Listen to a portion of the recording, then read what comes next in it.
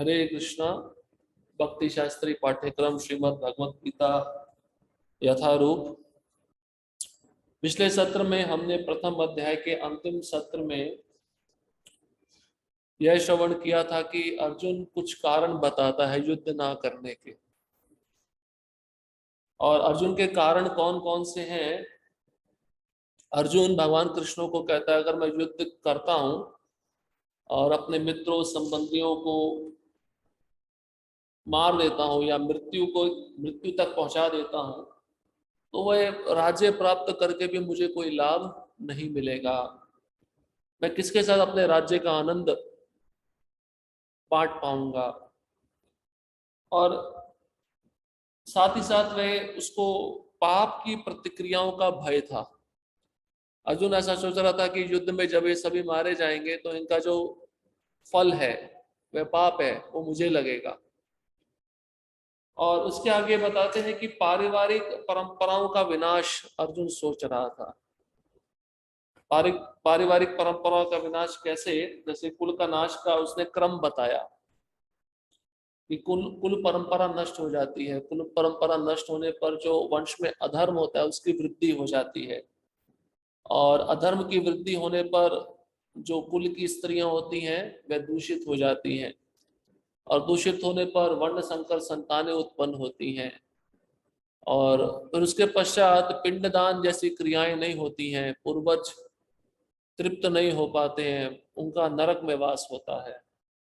इस प्रकार से कुल नाश के हानिकारक प्रभाव अर्जुन स्वयं भगवान कृष्ण को बता रहा था।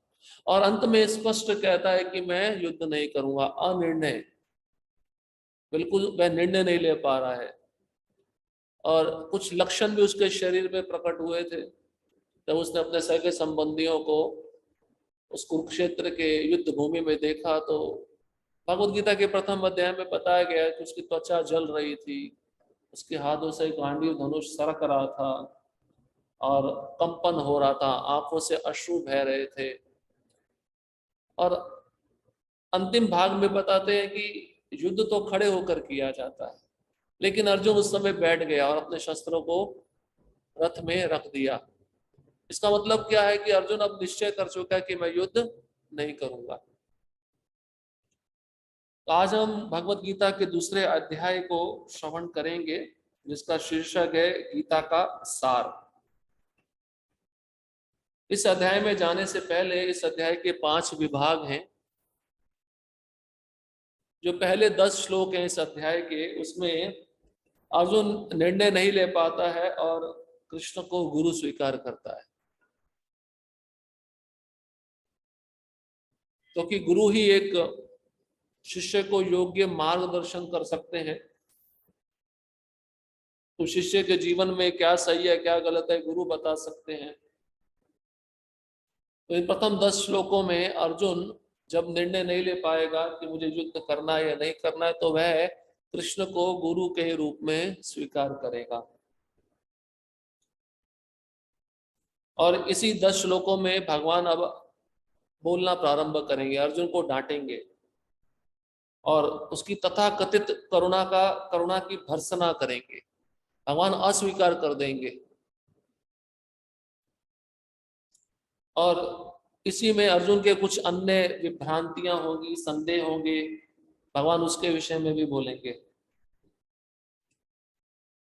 इसके पश्चात इस अध्याय का दूसरा विभाग आता है, जिसमें सांख्य योग का वर्णन भगवान करेंगे। शरीर और आत्मा का भेद क्या है, कैसे आत्मा शरीर से अलग है, उसमें भगवान अर्जुन को बताएंगे कि हर एक व्यक्ति को क्षणिक द्वंद्व सहन करना चाहिए। और आत्मा के गुण बताएंगे, आत्मा अविनाशी है और शरीर विनाशकारी होता है। और शरीर बदलना कपड़े के समान है, जैसे हम रोज कपड़े बदलते हैं, पुराने वस्त्र को त्याग देते हैं, नया वस्त्र ग्रहण करते हैं, उसी प्रकार से आत्मा पुराने शरीर को त्याग कर नया शरीर धारण करती है। तो आत्मा के गुण भगवान कृष्ण अर्जुन को बताएंगे। उसके पश्चात जो इस अध्याय का तीसरा विभाग है, सकाम कर्म, निर्धारित कर्तव्यों का पालन करने से आनंद मिलता है। जो व्यक्ति जिस वर्ण में है, जिस आश्रम में है, उसमें रहकर जब वह अपने कर्तव्यों का पालन करता है तो उसको उसमें आनंद आता है। इसलिए भगवान अर्जुन को बोलेंगे कि कर्तव्य के रूप में तो युद्ध करो। वो युद्ध करने से अगर तुम उस युद्ध में मृत्यु को भी प्राप्त हो जाते हो तो स्वर्ग के दरवाजे तुम्हारे लिए खुल जाएंगे। कर्तव्य के रूप में तुम्हें युद्ध करना चाहिए। और भगवान फिर ये भी बताएंगे, तुमने पूर्व अध्याय में बताया था कि अगर मैं इनको मारूंगा तो इनका फल मुझे लगेगा। क्योंकि अर्जुन को पाप का भय था, किसी की हत्या करना ये पाप कहलाता है। तो अर्जुन कहता है उसका भय मैं क्यों लूं। तो भगवान बोलेंगे अगर तुम युद्ध नहीं भी करोगे तो तुम अपना धर्म नहीं निभा रहे हो, तो ये भी पाप का ही कारण है। इससे तुम्हारी अकीर्ति होगी, निंदा होगी। इसलिए भगवान बोलेंगे कर्तव्य के रूप में युद्ध करो। और चौथा विभाग इस अध्याय का है बुद्धि योग। फिर भगवान निष्काम कर्म योग का वर्णन करेंगे इस चौथे विभाग में। व्यवसायत्मक का बुद्धि क्या होती है, जो साधक, जो भक्त अपने बुद्धि को एक ही जगह पर एकाग्रचित्त करता है, वह कैसे अपने लक्ष्य को प्राप्त कर पाता है। और निष्काम कर्म योग का अभ्यास कैसे करना चाहिए। निष्काम मतलब कर्म तो कर रहे हैं लेकिन फल की इच्छा नहीं है। और इसका अंतिम विभाग इस अध्याय का पांचवा, जिसमें स्थित प्रज्ञ। अर्जुन प्रश्न पूछेंगे भगवान से कि स्थित प्रज्ञ व्यक्ति के क्या लक्षण होते हैं, वो कैसे चलता है, कैसे बोलता है, कैसे बैठता है, उसके विषय में मुझे बताइए।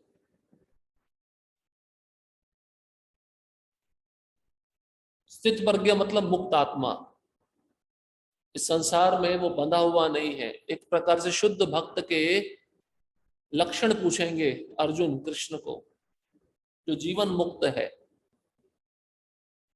तो यह दूसरा अध्याय इन 5 भागों में बटा हुआ है। अब श्लोक क्रमांक पहले पे आते हैं। अध्याय 2 गीता का सार, श्लोक क्रमांक 1। संजय उवाच तम तथा कृपयाविष्टम शोकोणाकुलेक्षणम विषिदन्तम् इदं वाक्यम उवाच मधुसूदन।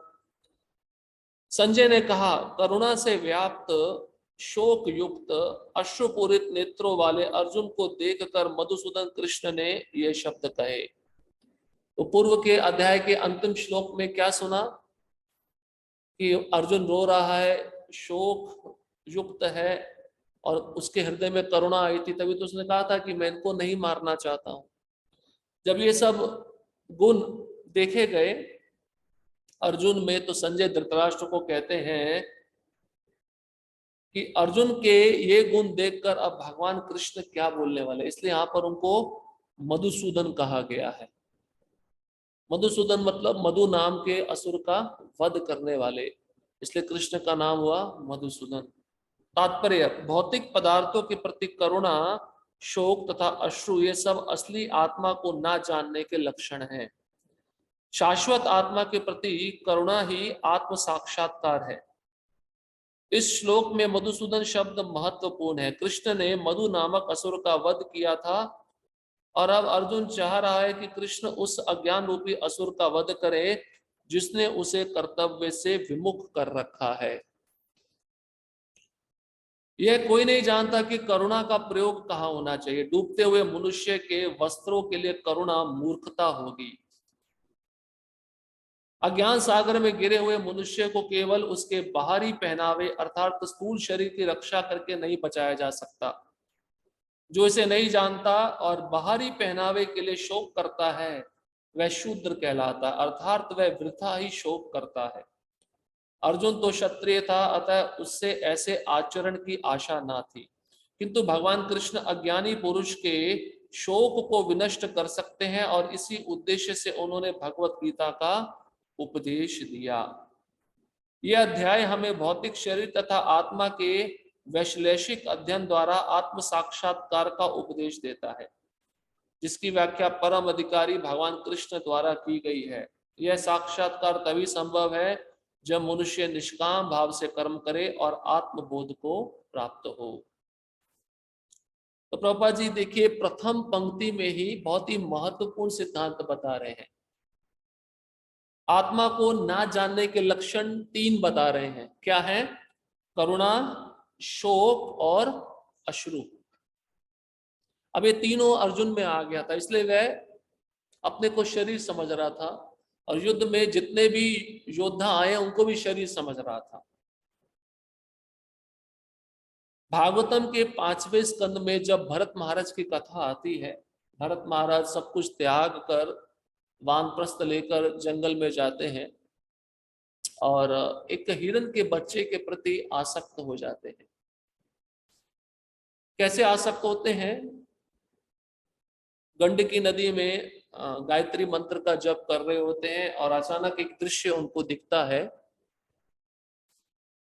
एक हिरणी जल पी रही थी और जब उसने शेर की दहाड़ को सुना तो भय के कारण वह हिरणी बहुत जोर से छलांग लगाती है उस नदी को पार करने के लिए, और पार करते समय उसके गर्भ में जो बच्चा वो गिर जाता है।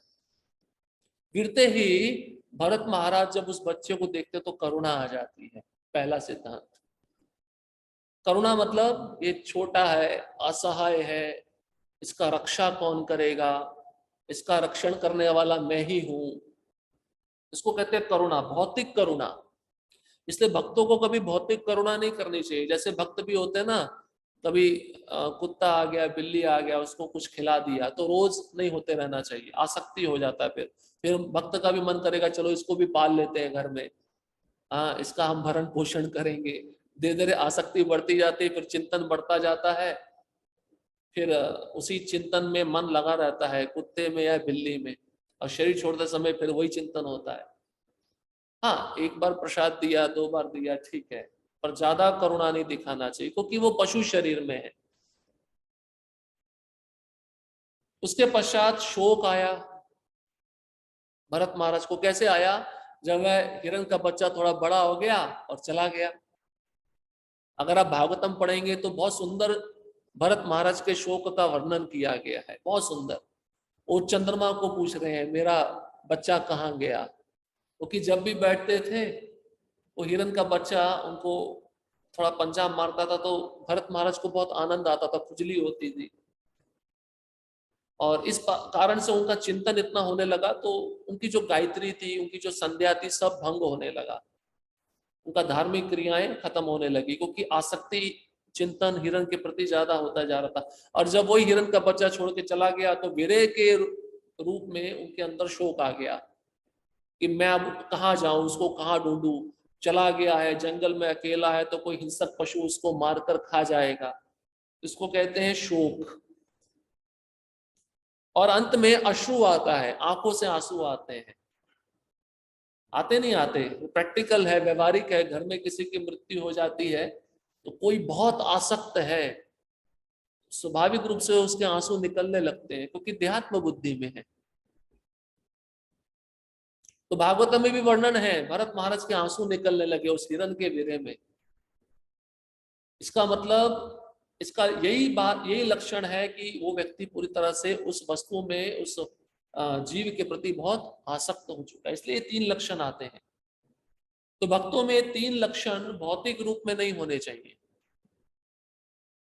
आध्यात्मिक दृष्टिकोण से हो सकता है, अच्छा है, लेकिन भौतिक दृष्टिकोण से भक्तों में 3 लक्षण नहीं होने चाहिए। करुणा करना चाहिए जीवों पर कैसी करुणा? प्रचार करके। ये कृष्ण से बिछड़ गए हैं, हमें इनको कृष्ण की सेवा में लाना, इसलिए प्रचार करना जरूरी है। तो प्रभुपाद के हृदय में भी करुणा थी, तभी तो वो पाश्चात्य जगत में जाकर प्रचार किए। ये कोई भौतिक करुणा नहीं है, ये आध्यात्मिक करुणा है, क्योंकि वह भक्त अन्य जीवों को कृष्ण के अंश के रूप में देखता है। और फिर प्रभुपाद जी ने भी शोक किया, ये व्यक्ति अगर, ये लोग अगर भक्ति नहीं करेंगे तो कहाँ जाएंगे? नरक में जाएंगे। तो प्रभुपाद को भी शोक होता था, और शोक होने से प्रभुपाद की आंखों से आंसू आते थे। कारण, क्योंकि सब कृष्ण के अंश है, कृष्ण को भूलकर इस जगत में आए हैं और दुख भोग रहे हैं। तो भक्त का ये भाव उसको वैराग्य की तरफ लेके जाता है, या उसको और भगवान की सेवा में लगा देता है। लेकिन यही 3 लक्षण अगर भौतिक होंगे तो निश्चित रूप से जिस वस्तु जिस विषय के प्रति आसक्ति है वो शरीर को वह व्यक्ति प्राप्त करता है। इसलिए जो आत्मा को नहीं जानता उसमें 3 लक्षण पाए जाते हैं। और आप देख भी लीजिए, भौतिक संसार में इतने सारे लोग हैं जो अपने को शरीर मान के तो दिन रात दौड़ रहे हैं, तो उनमें ये 3 लक्षण होते हैं। करुणा, कि अगर मेरे परिवार का पालन पोषण नहीं, मेरा दायित्व है करना, नहीं कर पाऊंगा तो क्या होगा परिवार का, करुणा होती है। और शोक भी होता है, कभी कभार गरीब व्यक्ति होता है, इतना धन उसके पास नहीं होता, उसकी आर्थिक स्थिति इतनी अच्छी नहीं होती, तो जो इच्छा होती है बच्चों की उसको पूरी नहीं कर पाता तो उसको शोक आता है मन में। और घर का कोई व्यक्ति अपना बहुत ही घनिष्ठ संबंध वाला जब चला जाता है तो उसके लिए शोक के बाद वह अश्रु बहाता है। भक्त भी आंसू बहाते हैं। किसी अन्य भक्त के शरीर छोड़ने पर भक्त क्यों रोता है? क्योंकि उसके मन में यही विचार आता है, अब इसका संग मुझे नहीं मिल पाएगा। भक्त का ये भाव रहता है। तो कर्मी व्यक्ति से और भक्त के दृष्टिकोण से देखा जाए कितना बड़ा अंतर है। और इसके आगे प्रभुपाद जी कहते हैं कि यहाँ पर मधुसूदन शब्द से संबोधित किया गया कृष्ण को, जिन्होंने मधु नामक असुर का वध किया। तो कृष्ण चाहता है अभी मेरे हृदय में भी मधु नामक अज्ञान बैठ गया है, अब उस मधु नामक अज्ञान रूपी असुर का आप वध करो। मतलब इस मधु नामक असुर को मारकर, मतलब अज्ञान रूपी असुर को मारकर मुझे ज्ञान दो। अर्जुन ऐसा कहना चाह रहा है, मैं निर्णय नहीं ले पा रहा हूं।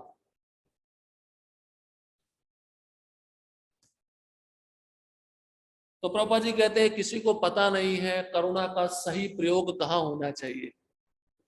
करुणा होती है ना लोगों के अंदर, किसी गरीब व्यक्ति को देखता है तो उसको खाना खिला देता है, उसके पास वस्त्र नहीं होते तो वस्त्र दान में दे देता है। ये क्या है? करुणा ही तो है, लेकिन ये सही करुणा नहीं है। प्रभुपाद जी कहते हैं आप उसको खिला रहे हो आज, कल आप खिला पाओगे? जीवन भर खिला पाओगे? नहीं खिला पाओगे। आज आप वस्त्र दे रहे हो, उसका वस्त्र फट जाएगा, कुछ समय के बाद फिर आप उसको नया वस्त्र हमेशा देते रहोगे। ये भौतिक करुणा, ये कभी पूरी नहीं होगी। अच्छा है कि जो बिछड़ा हुआ जीव है या बिछड़ा हुआ पुत्र है उसको अपने पिता से मिला दो, उसको भक्ति में लेके आओगे तो उसकी सब आवश्यकताएं पूरी हो जाती। तो प्रभुपाद जी एक उपमा दे रहे हैं, देखिए तात्पर्य में कहते हैं डूबते हुए मनुष्य के वस्त्रों के लिए करुणा मूर्खता होगी। इसका मतलब क्या है? मतलब अब शरीर के बारे में सोचना, अब आप शरीर के बारे में सोचते रहोगे, आत्मा के बारे में नहीं सोचते हो, नहीं सोचोगे, तो आप उस व्यक्ति को जन्म मृत्यु के चक्र से बचा सकते हो? नहीं बचा सकते। जैसे प्रभुपाद जी उदाहरण देते हैं, सोने का पिंजरा है और उसमें तोता है। व्यक्ति सोने के पिंजरे को रोज साफ कर रहा है पर तोते को खाना नहीं दे रहा है, तो तोता बच पाएगा? आज का संसार यही कर रहा है, शरीर के बारे में सोचता है, अच्छा खाना, अच्छा पहनना, अच्छा सोना, अच्छा स्त्री संग, अच्छा पुरुष संग, ये सब चल रहा है। लेकिन उस शरीर को चलाने वाला जो अंदर आत्मा बैठा है, जो एकदम छोटा स्फुल्लिंग है, उसके बारे में कोई भी नहीं सोचता। तो प्रभुपाद जी ये उपमा दे रहे हैं। तो ये अज्ञान के सागर में जीव डूबा हुआ है, गिरा हुआ है, तो बाहरी वस्त्र को बचाने से आप उसके शरीर को नहीं बचा सकते। इसलिए आपको उस आत्मा के विषय में सोचना होगा जो भगवान का सनातन अंश है। तो प्रभुपाद जी कहते हैं अर्जुन क्षत्रिय था, उससे ऐसा आचरण की उम्मीद नहीं थी, उसने सीधा बोल दिया मैं युद्ध नहीं करूंगा। तो भगवत गीता यही उपदेश देती है कि हमें अपने कर्तव्य को करना है, लेकिन उस कर्तव्य को कृष्ण के साथ जोड़ना है। अब कृष्ण एक गुरु का पद संभालकर अर्जुन को ज्ञान देना प्रारंभ करेंगे। अभी तक तो कुछ गंभीर वार्तालाप नहीं हो रहा था। देखिए एक बात समझने वाली है, पहले अध्याय में भगवान कुछ नहीं बोले, अर्जुन बोलता जा रहा था, भगवान सुनते जा रहे थे, कुछ नहीं बोले। प्रचारक को ऐसा होना चाहिए, दूसरे का पहले सुनना चाहिए, ये नहीं कि उसके बोलने से पहले हम बोल रहे हैं। भगवान कितना सहनशीलता पूर्वक सुन रहे हैं। पहले अध्याय में कुछ नहीं बोले, अब जब उसने अपने संशय रख दिए, अब भगवान उसका खंडन करना शुरू करेंगे। श्लोक क्रमांक 2, श्री भगवान उवाच कुतस्त्वा कशमलमिदं विषमे समुपस्थितम् अनार्यजुष्टम स्वर्गम अकीर्तिम कर अर्जुन। श्री भगवान ने कहा, हे अर्जुन, तुम्हारे मन में कलमश आया कैसे? यह उस मनुष्य के लिए तनिक भी अनुकूल नहीं है जो जीवन के मूल्य को जानता हो। इससे उच्च लोक की नहीं अपितु अपयश की प्राप्ति होती है। तो भगवान जब अब बोलना प्रारंभ कर रहे हैं, इसी श्लोक में भगवान अर्जुन को क्या कर रहे हैं? डांट रहे हैं। क्या कहते हैं? कुतस्त्वा कशमलमिदम, ये कलमश तुम्हारे मन में आया कैसे? और उस मनुष्य के लिए कलमश बिल्कुल अच्छा नहीं है जो जीवन के मूल्य को जानता है। मुझे तो ये आशा थी कि तुम जीवन के मूल्य को जानते हो, तुम क्षत्रिय हो, तुम अपने धर्म का पालन करोगे, और तुम सीधे युद्ध करने से मना कर रहे हो। ये जो तुम कर रहे हो, इससे तुम्हें उच्च लोक की प्राप्ति नहीं होगी और तुम्हारा अपयश होगा, मतलब तुम्हारी कीर्ति कभी भी नहीं बढ़ेगी, लोग तुम्हारा उपहास करेंगे। तात्पर्य, श्री कृष्ण तथा भगवान अभिन्न है, इसलिए श्री कृष्ण को संपूर्ण गीता में भगवान ही कहा गया है। आपने देखा जब कृष्ण श्लोक बोलते तो ऐसा लिखा है ऊपर श्री कृष्ण उवाच? नहीं, श्री भगवान उवाच लिखा है। इसका मतलब भगवान कौन है? कृष्ण है। भगवान परम सत्य की पराकाष्ठा है। परम सत्य का बोध ज्ञान की 3 अवस्थाओं में होता है: ब्रह्म या निर्विशेष सर्वव्यापी चेतना, परमात्मा या भगवान का अंतर्यामी रूप जो समस्त जीवों के हृदय में है, तथा भगवान या श्री भगवान कृष्ण। श्रीमद् भागवत में प्रथम स्कंद 2 अध्याय 11वां श्लोक परम सत्य की धारणा इस प्रकार बताई गई है: वदन्ति तत्तत्विदस्तत्वं यज्ञानम अद्वयम ब्रह्मेति परमात्मेति भगवान इति शब्दते। परम सत्य का ज्ञाता परम सत्य का अनुभव ज्ञान की 3 अवस्थाओं में करता है, और ये सब अवस्थाएं एक रूप हैं। ये ब्रह्म, परमात्मा तथा भगवान के रूप में व्यक्त की जाती है। इन 3 दिव्य पक्षों को सूर्य के दृष्टांत द्वारा समझाया जा सकता है, क्योंकि उसके भी 3 भिन्न भिन्न पक्ष होते हैं, यथा धूप प्रकाश, सूर्य की सतह तथा सूर्य लोक स्वयं। जो सूर्य के प्रकाश का अध्ययन करता है वह नौसिखिया है। जो सूर्य की सतह को समझता है वह कुछ आगे बढ़ा हुआ होता है, और जो सूर्य लोक में प्रवेश कर सकता है वह उच्चतम ज्ञानी है। जो नौसिखिया सूर्य प्रकाश, उसकी विश्वव्यापी तथा उसकी निर्विशेष प्रकृति के अखंड तेज के ज्ञान से तुष्ट हो जाता है, वो उस व्यक्ति के समान है जो परम सत्य के ब्रह्म रूप को ही समझ सकता है। जो व्यक्ति कुछ अधिक जानकार है वह सूर्य गोले के विषय में जान सकता है, जिसकी तुलना परम सत्य के परमात्मा स्वरूप से की जाती है। जो व्यक्ति सूर्य लोक के अंतर में प्रवेश कर सकता है उसकी तुलना उससे की जाती है जो परम सत्य के साक्षात रूप की अनुभूति प्राप्त करता है।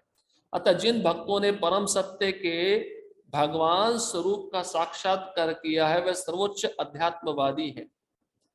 यद्यपि परम सत्य के अध्ययन में रत सारे विद्यार्थी एक ही विषय के अध्ययन में लगे हुए हैं, सूर्य का प्रकाश, सूर्य का गोला तथा सूर्य लोक की भीतरी बातें, इन तीनों को एक दूसरे से विलग नहीं किया जा सकता, फिर भी तीनों अवस्थाओं के अध्येता एक ही श्रेणी के नहीं होते। यहाँ पर प्रभुपाद जी कहते हैं ब्रह्म, परमात्मा और भगवान। आप जब ईशोपनिषद पढ़ रहे थे तो ब्रह्म, परमात्मा, भगवान को समझाने के लिए कुछ उदाहरण बताए गए थे। राजभोग का उदाहरण बताया था, राजभोग। तो ब्रह्मवादी क्या होते हैं? खाली प्रकाश से उनका संबंध होता है। सूर्य का जो प्रकाश होता है ना, तेज, वो उसमें लीन होना चाहते हैं, मतलब भगवान के तेज पे। इसको कहते हैं ब्रह्मवादी या मायावादी। जैसे मान लीजिए राजभोग का थाली है और पूरी तरह से कपड़े से ढका हुआ है, और ना उसका रूप दिख रहा है, ना उसका सुगंध आ रहा है, खाली दिख रहा है, ऊपर थाली दिख रहा है पर ढका हुआ है, पर वो खा भी नहीं सकता, उसका अनुभव भी नहीं कर सकता है, उसको कहते हैं ब्रह्मवादी। ये नौसिखिया होता है, सबसे निम्न श्रेणी का होता है, इसमें ज्यादा ज्ञान नहीं होता। फिर आते हैं योगी, जो परमात्मा को जानने का प्रयत्न करते हैं, जो हृदय में परमात्मा है, चतुर्भुज शंख चक्र गदा पद्म धारण किए हुए, उसको जानने का प्रयत्न करते हैं। ये जो योगी होते हैं ब्रह्मवादियों से थोड़ा आगे बढ़े हुए होते हैं। जैसे वही व्यक्ति अब उस राजभोग की प्लेट से कपड़े को हटा दिया जाए तो दिखेगा कौन कौन से पदार्थ हैं, उसका आकार दिखेगा, उस सुगंध भी लेगा, पर खा नहीं सकता। इसको कहते हैं परमात्मा, जो भगवान को परमात्मा रूप में समझ पा रहा है। और तीसरा है भक्त, जो ब्रह्म को भी जानता है, परमात्मा को भी जानता है और भगवान को भी जानता है। और भक्त क्या करता है, वो पर्दा भी हटाएगा, मतलब कपड़ा भी हटाएगा, और राजभोग को भी देखेगा, गिनेगा भी कितने पदार्थ हैं, और खाएगा भी, सूंघेगा भी। तो देख भी रहा है, अनुभव भी कर रहा है, ग्रहण भी कर रहा है। तो भक्त को ब्रह्म का भी ज्ञान रहता है, परमात्मा का भी पता होता है, और भगवान का तो उसको पता रहता है। तीनों तत्व पता होते हैं। इसलिए प्रभुपाद जी ब्रह्म, परमात्मा और भगवान की तुलना सूर्य से कर रहे हैं, समझाने के लिए एक दृष्टांत। सूर्य की रोशनी मतलब ब्रह्म, सूर्य की सतह, सूर्य का गोला मतलब परमात्मा, और सूर्य देव मतलब भगवान। अब किसी को सूर्य के प्रकाश का ही जानकारी है, ये उष्णता देता है, ये प्रकाश देता है, बस, ये सबसे निम्न श्रेणी वाला व्यक्ति है। फिर किसी को सूर्य की सतह का ज्ञान है, ये सूर्य कितना बड़ा है और किस प्रकार से अपनी कक्षा में घूम रहा है, तो ये परमात्मावादी हो गया, जो थोड़ा सा ज्ञान में और आगे बढ़ा हुआ है। और फिर तीसरे प्रकार का व्यक्ति होता है जो सूर्य लोक में प्रवेश करता है। वो देखेगा वहां पे जाकर, सूर्य लोक में प्रवेश किया तो सूर्य का राजा है विवस्वान। अब राजा है तो प्रजा भी होगी, वहां पे घर भी होंगे। तो भक्त को तीनों के तीनों तत्व पता होते हैं। तो प्रभुपाद जी ये सूर्य के दो उदाहरण से समझा रहे हैं, ब्रह्म, परमात्मा और भगवान।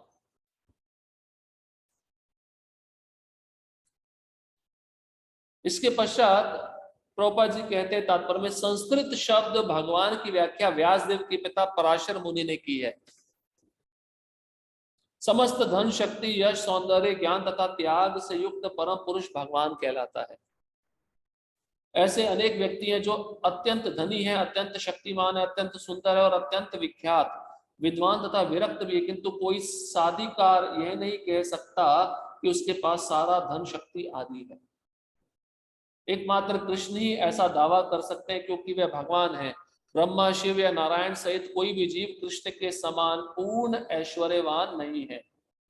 अतः ब्रह्म संहिता में स्वयं ब्रह्मा जी का निर्णय है कि श्री कृष्ण स्वयं भगवान है, ना तो कोई उनके तुल्य है, ना उनसे बढ़कर है। वे आदि स्वामी या भगवान है, गोविंद रूप में जाने जाते हैं और समस्त कारणों के परम कारण है। ईश्वरा परमा कृष्ण सच्चिदानंद विग्रह अनादिरादिर गोविंद सर्व कारण कारणम। ऐसे अनेक पुरुष है जो समस्त, जो भगवान के गुणों से युक्त है, किंतु कृष्ण परम है, क्योंकि उनसे बढ़कर कोई नहीं है। वे परम पुरुष है और उनका शरीर सच्चिदानंदमय है। वे आदि भगवान गोविंद है और समस्त कारणों के कारण है। तो भगवान की परिभाषा दी गई है। भगवान का अर्थ है षड ऐश्वर्य पूर्ण। ये 6 के 6 ऐश्वर्य भगवान में किसी भी स्थिति में कम नहीं होते। कौन कौन से ऐश्वर्य है? प्रभुपाद जी लिखते, धन, भगवान के पास धन है, क्योंकि उनको क्या कहा जाता है? लक्ष्मीपति। अब यहाँ के टाटा अंबानी के पास थोड़ा सा धन होगा, भारत की जीडीपी को थोड़ा बढ़ा देते होंगे, वो सोचते हैं हम सबसे ज्यादा धनी है इस पृथ्वी पर, लेकिन भगवान से तो अधिक धनी नहीं है ना। दूसरा है शक्ति। भगवान की जैसी शक्ति किसी में है क्या? भगवान ने 7 दिन 7 रात गोवर्धन को उठाया अपने कनिष्ठा उंगली के नख पर, उनसे अग्रभाग पर, तो शक्ति छोटी छोटी रहती है, वेट लिफ्टिंग करते हैं, 290 किलो उठा लिया, 300 किलो उठा लिया, वो भी उठाने में जान निकल जाता है, थोड़ा उठाएगा, यहाँ पे रखेगा, थोड़ा समय रुकेगा। उसके पश्चात यश, यश मतलब प्रसिद्धि। भगवान की प्रसिद्धि पूरे ब्रह्मांड में है। यहाँ की, अब भारत का प्रधानमंत्री, उसकी प्रसिद्धि कहां तक है? अन्य देशों तक होगी। देवताओं के सामने क्या है? वो कुछ भी नहीं है। देवता जानते हैं भारत के प्रधानमंत्री को, उनको कुछ लेना देना नहीं है। और देखिए जन्माष्टमी होती है तो पूरे ब्रह्मांड में भगवान का जन्माष्टमी का उत्सव मनाया जाता है। और किसी प्रधानमंत्री का जन्मदिन हो तो कितने राष्ट्र मनाते हैं, कितने लोग मनाते हैं। उसके पश्चात सौंदर्य, कृष्ण से अधिक सुंदर कोई है ही नहीं, जो ब्रह्मा और शिव जी को भी आकर्षित कर देते हैं, कामदेव को आकर्षित कर देते हैं। कंदर्प कोटि कमनीय विशेष शोभम, तभी तो शिव जी आकर्षित हो गए मोहिनी के रूप में देखकर। कृष्ण इतने सुंदर है। हमारा सौंदर्य कैसा है? हमारा सौंदर्य मेकअप पे आधारित रहता है। पाउडर हो गया, बहुत सारी चीजें, मुझे नाम नहीं पता, सूची नहीं पता है, हम वो लगाते भी नहीं है। तो वो लगाने से कितने समय तक सुंदर रहेगा व्यक्ति? ऊपर पानी डाल दो, सारा मेकअप निकल जाएगा, सुंदरता पता चल जाएगी कितनी सुंदरता है अंदर। भागवतम में एक श्लोक आता है, द्वारका में भगवान की जो पत्नियां थी, रानियां थी, इतनी सुंदर थी कि ब्रह्मा और शिव जी भी उनको देखे उनका भी मन मचल जाए।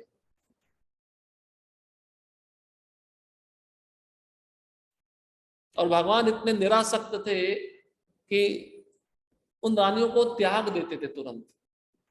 सुबह होता है ना, जब पहले के जमाने में तो मुर्गे से, जब मुर्गा बोलता था तब व्यक्ति जागता था, लेकिन अभी अलार्म आ गए, उससे व्यक्ति जागता है। तो सुबह भागवतम में बताया गया, जब भगवान सुबह मुर्गे की बांग सुनकर जागते थे, तुरंत बिस्तर को त्याग कर अपना क्रिया करना शुरू कर देते थे। तो रानियां जो थी, रुक्मिणी, सत्यभामा आदि, उस मुर्गे को कोसती थी, तो इतना जल्दी क्यों बोल रहा है, अब भगवान से हमें दूर जाना पड़ेगा। तो भगवान का सौंदर्य इतना अद्भुत है कि भगवान के सौंदर्य के प्रति पूरा संसार आकर्षित होता है। उसके पश्चात ज्ञान, भगवान ने गीता सुना दिया 2 घंटे में। हम 2 जन्म में भी गीता को समझ नहीं पाएंगे। और भगवान ने बोला, ठीक है अर्जुन, तुम्हें समझ नहीं आया, मैं दोबारा बताऊंगा पूरा गीता। इसको भी, ये भी ज्ञान की कला है। एक बार जो सुन लिया, बोल दिया, व्यक्ति को जीवन भर याद होना चाहिए। वो कलयुग में इतना बुद्धि प्रखर नहीं है कि वह उस जो बोल रहा है उसको याद रख पाए, जो सुन रहा है उसको स्मरण कर पाए। लेकिन भगवान कहते हैं चिंता मत करो, तुम्हें समझ में नहीं आया, मैं दोबारा बताऊंगा। और भगवान ने जितने भी श्लोक है 700 लगभग 1.25 घंटे में बोले थे। ये संवाद जो है पूरा मोक्षदा एकादशी के दिन सुबह सुबह प्रातः काल 1.25 घंटे में पूर्ण हुआ था। भगवान के पास असीम ज्ञान है, इसलिए वो ब्रह्मा जी को ज्ञान देते हैं। जो वेदों का गायत्री है, छंद है, भगवान कृष्ण ने ही ब्रह्मा जी को दिया है। 4 संप्रदाय जो आ रहे हैं भगवान से ही शुरू हो रहे हैं, भगवान ने ही ज्ञान दिया उन चारों संप्रदायों को, इसलिए भगवान से अधिक ज्ञानी कोई नहीं है। और अंत में त्याग, भगवान के पास त्याग है, विरक्ति है, आसक्त नहीं होते। भगवान राम ने लंका को जीत लिया तो लंका का राजा बन गए क्या? विभीषण को बना दिया। भगवान त्याग देते हैं। और ब्रह्मांडों से, ब्रह्मांड तो हर एक क्षण प्रकट हो रहे हैं, तो ब्रह्मांडों से भी आसक्त नहीं है, विरक्ति है भगवान के अंदर। वृंदावन कितना सुंदर है, भगवान ने वृंदावन को भी छोड़ दिया, गोपियों को छोड़ दिया। तो ये 6 ऐश्वर्य जिसमें है वही भगवान है। अब उसमें प्रभुपाद जी कहते हैं कि एकमात्र कृष्ण ही दावा कर सकते हैं, क्योंकि वही भगवान है, सारे ऐश्वर्य तो उन्हीं में है। ब्रह्मा हो, शिव हो, ये कृष्ण के समान ऐश्वर्यवान नहीं है। और फिर कृष्ण की भगवत्ता का प्रमाण देते हुए प्रभुपाद जी ब्रह्म संहिता का श्लोक देते हैं। ईश्वरा परमः कृष्ण सच्चिदानंद विग्रह अनादिरादिर गोविंदा सर्व कारण कारणम। ब्रह्म संहिता 5वां अध्याय 1 श्लोक। भागवत में भी भगवान के नाना अवतारों की सूची है, किंतु कृष्ण को आदि भगवान बताया गया है, जिनसे अनेक अनेक अवतार तथा ईश्वर विस्तार करते हैं। एते चांश कला पुंसा कृष्णस्तु भगवान स्वयं इंद्रारिव्याकुलम लोकम मृडयंती युगे युगे। यहाँ पर वर्णित सारे अवतारों की सूचियां या तो भगवान की अंश कलाओं अथवा पूर्ण कलाओं की है, किंतु कृष्ण तो स्वयं भगवान है। भागवत 1 स्कंद 3 अध्याय 28वां श्लोक।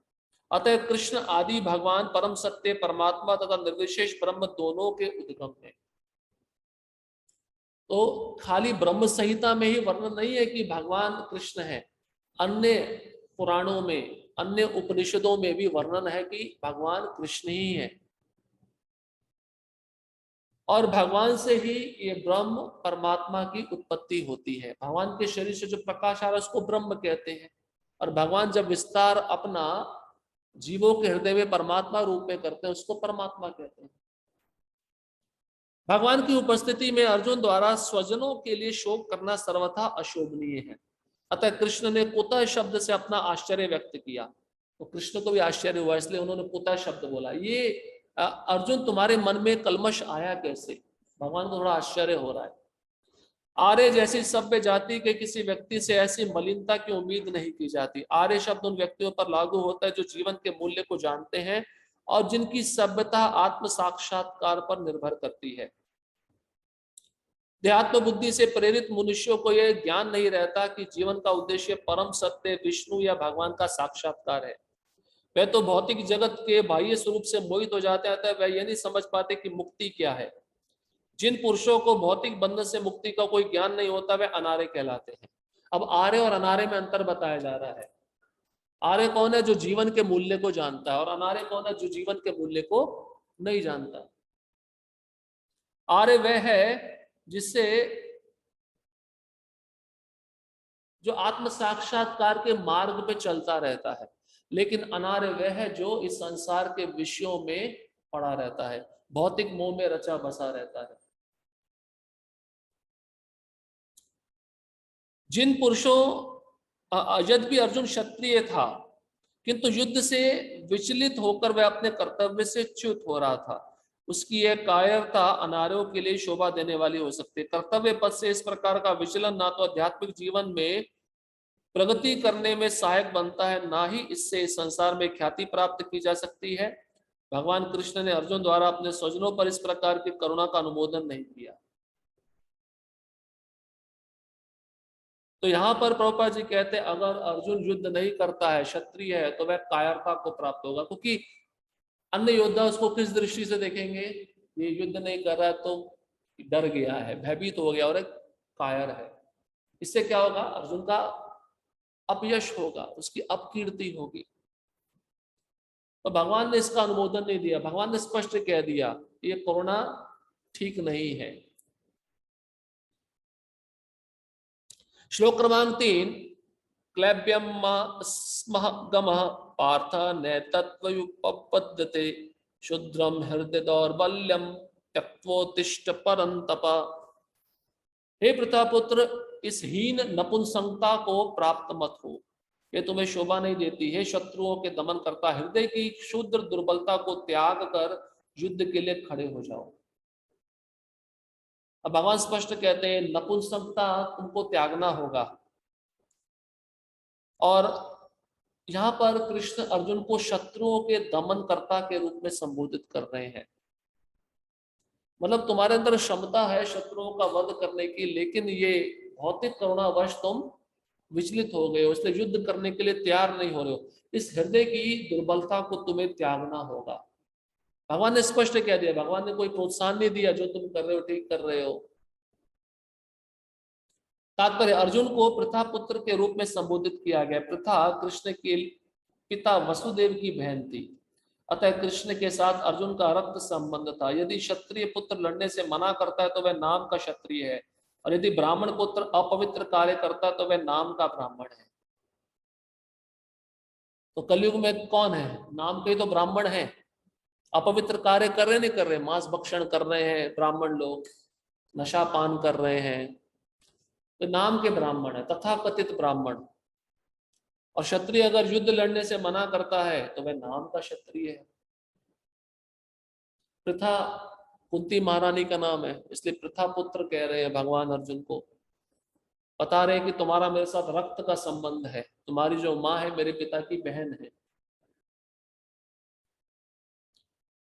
ऐसे क्षत्रिय तथा ब्राह्मण अपने पिता के अयोग्य पुत्र होते हैं। अतः कृष्ण यह नहीं चाहते थे कि अर्जुन अयोग्य क्षत्रिय पुत्र कहलाए।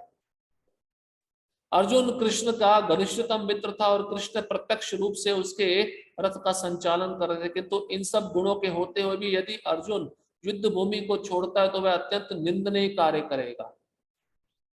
अतः कृष्ण ने कहा कि ऐसी प्रवृत्ति अर्जुन के व्यक्तित्व को शोभा नहीं देती।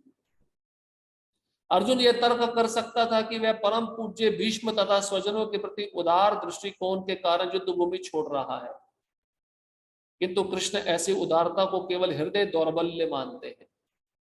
ऐसी झूठी उदारता का अनुमोदन एक भी शास्त्र नहीं करता। अतः अर्जुन जैसे व्यक्ति को कृष्ण के प्रत्यक्ष निर्देशन में ऐसी उदारता या तथाकथित अहिंसा का परित्याग कर देना चाहिए। अभी हृदय दौर्बल्यम क्या है? इसका अर्थ यह होता है कि जब हम कोई कार्य करने में समर्थ है लेकिन वो कार्य हम नहीं कर रहे किसी भय के कारण, इसका परिणाम अच्छा नहीं होगा, उसको कहते हैं हृदय दौर्बल्यम।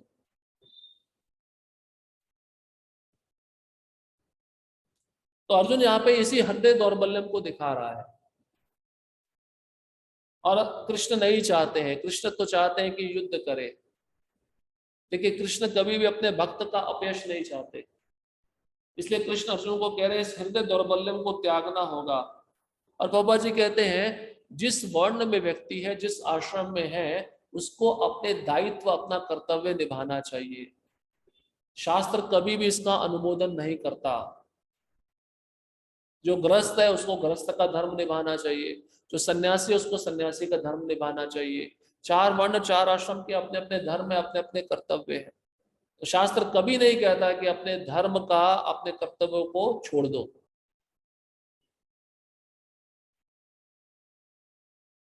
और प्रभुपाद जी लिखते हैं कि अर्जुन के अंदर तथाकथित उदारता और तथाकथित अहिंसा ये दोनों आ गई थी। अहिंसा अच्छी है, लेकिन कब अच्छी है? जब आप ठीक से रह रहे हो, ठीक से धर्म का पालन कर रहे हो। और हिंसा कब ठीक है? जब धर्म का हास हो रहा हो, जब आपके ऊपर ज्यादा उत्पीड़न हो रहा हो, कोई जोर जबरदस्ती से आपको दबा रहा हो, तो तब अहिंसा जरूरी है। तो कृष्ण कहते हैं तथाकथित उदारता है, इतने उदार मत बनो, इतना अहिंसावादी मत बनो। क्योंकि अर्जुन क्या कह रहा था, मैं इनको मारना नहीं चाहता हूं, चाहे मैं निहत्ता हूं, ये मुझे आके मार दे फिर भी मैं इनको नहीं मारूंगा। ये तथाकथित अहिंसा है। और बदले में मुझे कुछ भी ना मिले, मैं भिक्षा मांगकर खाने के लिए तैयार हूं, इसको कहते तथाकथित अहिंसा। तो गोपा जी भी कहते हैं हिंसा भक्त करता है, लेकिन कब करता है? जब कहीं आचार्यों की, भगवान की निंदा हो रही है, जब किसी अन्य भक्त को कष्ट पहुंचाया जा रहा है, तो तब हमें चुप नहीं रहना चाहिए, तब हमें हिंसा करनी चाहिए। लेकिन हमें अपने तरफ से दूसरे जीवों को बेवजह कष्ट नहीं पहुंचाना चाहिए। किसी कारण हो ठीक है, पर वो योग्य कारण होना चाहिए। इसलिए भगवान कह रहे हैं, स्पष्ट कह रहे हैं, इस हृदय दौर्बल्यम को त्यागना होगा। श्लोक क्रमांक 4। अर्जुन उवाच कथम भीष्महं संख्ये द्रोणं च मधुसूदन इषुभि प्रतियोत्स्यामि पूजा हार्वरिसूदन। अर्जुन ने कहा, है शत्रुहंता है मधुसूदन, मैं युद्ध भूमि में किस तरह भीष्म तथा द्रोण जैसे पूजनीय व्यक्तियों पर उलटकर बाण चलाऊंगा। अब अर्जुन फिर वही प्रश्न को रख रहा है, वही राग अलाप रहा है। मेरे सामने मेरे भीष्म पितामह है, मेरे गुरु हैं द्रोणाचार्य, मैं उन पर तीर कैसे चलाऊं, मैं उनको उनकी हत्या कैसे करूं, ये तो संभव ही नहीं है। तात्पर्य, भीष्म पितामह तथा द्रोणाचार्य जैसे सामान्य व्यक्ति सदैव पूजनीय हैं। यदि वे आक्रमण भी करें तो उन पर उलटकर आक्रमण नहीं करना चाहिए। यह सामान्य शिष्टाचार है कि गुरुजनों से वाग युद्ध भी नहीं किया जाए। वाग युद्ध मतलब वाणी से भी बहस नहीं करनी चाहिए गुरुजनों से। कभी कभार शिष्य क्या करते हैं, कोई प्रश्न पूछा है गुरुजी से, गुरुजी ने उत्तर दिया, लेकिन शिष्य उस उत्तर से संतुष्ट नहीं है, तो शिष्य बहस करने लगता है, वाद विवाद करने लगता है। तो ये ठीक नहीं है, शास्त्र इसका अनुमोदन नहीं करता। यहां तक कि यदि कभी वह रुक्ष व्यवहार करे तो भी उनके साथ रुक्ष व्यवहार ना किया जाए। मतलब कभी कभार गुरु अगर शिष्य के साथ अच्छा व्यवहार नहीं करता तो इसका मतलब ये नहीं है कि शिष्य भी गुरु के साथ अच्छा व्यवहार ना करे। गुरु तो बड़े हैं, कुछ अवगुण उन्होंने देखा है शिष्य के अंदर, इसलिए उन्होंने डांटा है, थोड़ा गलत व्यवहार किया है, ठीक है, उसको सहन करना चाहिए और अपनी भलाई के लिए सोचना चाहिए। लेकिन पलट कर वो शिष्य अगर वैसे ही गलत व्यवहार गुरु के साथ करेगा तो भगवान उससे प्रसन्न नहीं होंगे। तो फिर भला अर्जुन उन पर बाण कैसे छोड़ सकता था? क्या कृष्ण कभी अपने पितामह नाना उग्रसेन या अपने आचार्य सांदीपनि मुनि पर हाथ चला सकते थे? अर्जुन ने कृष्ण के समक्ष यही कुछ तर्क प्रस्तुत किए। प्रभुपाद जी कह रहे हैं, अर्जुन कहता है कि मैं अपने गुरु पे, अपने वयोवृद्ध संबंधी जनों पे तीर नहीं चला सकता हूं। तो एक प्रश्न रखा जा रहा है, क्या कृष्ण फिर अपने गुरु सांदीपनि मुनि पे तीर चला सकते हैं? तो कृष्ण के एक वयोवृद्ध थे उग्रसेन, कंस के पिता, तो मथुरा का राज्य भगवान कृष्ण ने उग्रसेन को ही दिया था, तो उन पे तीर चला सकते हैं? ऐसा संभव नहीं है। तो अर्जुन क्या करना चाह रहा है, कैसे भी करके युद्ध को टालना चाहता है, और कारण यही बता रहा है कि मेरे गुरु की मैं हत्या कैसे करूं। भीष्म पितामह जो मेरे वयोवृद्ध हैं, जिन्होंने मुझे बहुत प्रेम किया, उनकी मैं हत्या कैसे करूं? ये संभव ही नहीं है। श्लोक क्रमांक 5, गुरु न हत्वा हि महानुभावान् श्रेयो भोक्तुं भैक्ष्यमपि लोके हत्वार्थ कामास्तु गुरून् निहैव भुञ्जीय भोगान् रुधिर प्रदिग्धान्। अब अर्जुन कहता है, ऐसे महापुरुषों को जो मेरे गुरु हैं, उन्हें मारकर जीने की अपेक्षा इस संसार में भीख मांगकर खाना अच्छा है। भले ही वह सांसारिक लाभ के इच्छुक हो, किंतु मैं है तो गुरुजन ही। यदि उनका वध होता है तो हमारे द्वारा भोग्य प्रत्येक वस्तु उनके रक्त से सनी होगी। अर्जुन क्या कहता है कि द्रोणाचार्य भीष्म पितामह, उनको मारकर, उससे अच्छा है कि मैं भीख मांगकर खा लूं। उनको मारने के बजाय मैं भीख मांगकर खाना अच्छा समझता हूं। क्यों? अगर लड़कर भी मैंने वो राज्य प्राप्त कर लिया तो किसके खून से बना होगा वो राज्य? भीष्म पितामह द्रोणाचार्य, इनके खून से बना होगा, इनके रक्त से सना होगा। उसको मैं कैसे आनंद लूंगा उस राज्य का? तात्पर्य, शास्त्र अनुसार ऐसा गुरु जो निंद्य कर्म में रत हो और जो विवेक शून्य हो त्याज्य है। तो गुरु कब त्यागने योग्य है? जब वो गुरु ही स्वयं 4 नियम का पालन नहीं कर रहा, तब उसको त्यागा जा सकता है। या ऐसा गुरु जो 4 संप्रदायों से संबंधित नहीं है, उसको भी त्यागना जरूरी है। 2 परिस्थितियों में गुरु त्यागा जा सकता है। ठीक है, आपने वैष्णव गुरु से दीक्षा लिया है, 4 संप्रदाय में आता है, अच्छा है, लेकिन वही गुरु 4 नियम का भंग कर रहा है, तब उसको त्याग देना चाहिए। और दूसरा, 4 संप्रदायों से बाहर किसी गुरु का आश्रय लिया है तथा कथित, तो उसको भी त्याग देना चाहिए, क्योंकि वो आपको ठीक से मार्गदर्शन नहीं कर पाएगा। दुर्योधन से आर्थिक सहायता लेने के कारण, अब कारण सुनिए, भगवान अर्जुन के हाथों भीष्म और द्रोण को क्यों मरवाना चाहते हैं? यहाँ पे कारण बताया जा रहा है। दुर्योधन से आर्थिक सहायता लिया था किसने? भीष्म और द्रोण ने।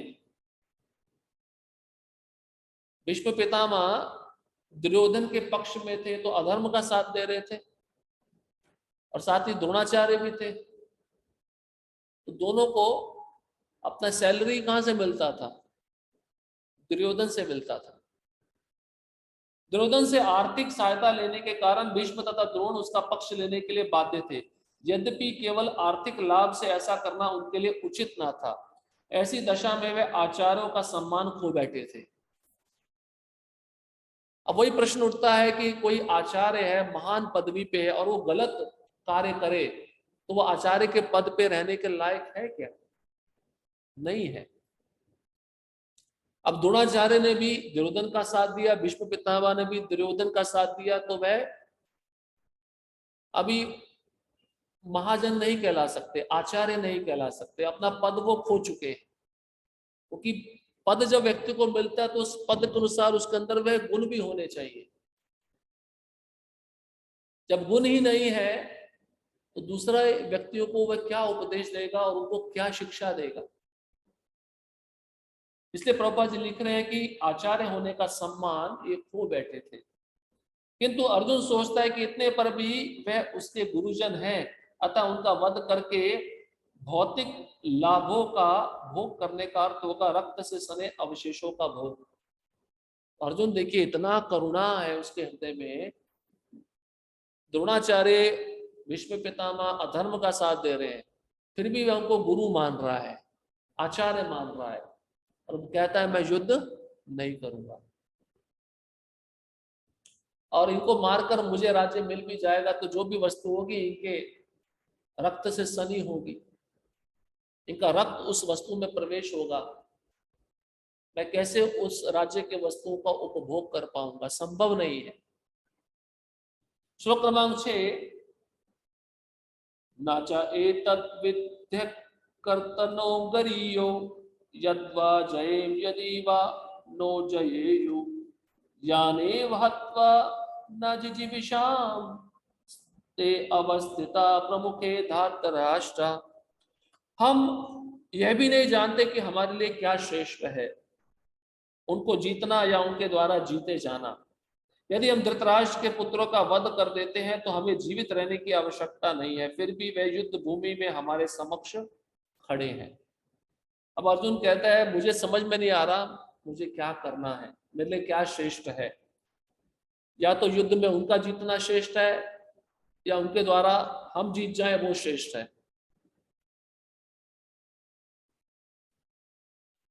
तात्पर्य, अर्जुन की समझ में यह नहीं आ रहा था कि वह क्या करे, युद्ध करे और अनावश्यक रक्तपात का कारण बने। यद्यपि क्षत्रिय होने के नाते युद्ध करना उसका धर्म है, या फिर वह युद्ध से विमुख होकर भीख मांगकर जीवन यापन करे। यदि वह शत्रु को जीतता नहीं है, यदि वह शत्रु को जीतता नहीं तो जीविका का एकमात्र साधन भिक्षा ही रह जाता है। फिर जीत भी तो निश्चित नहीं है, क्योंकि कोई भी पक्ष विजयी हो सकता है।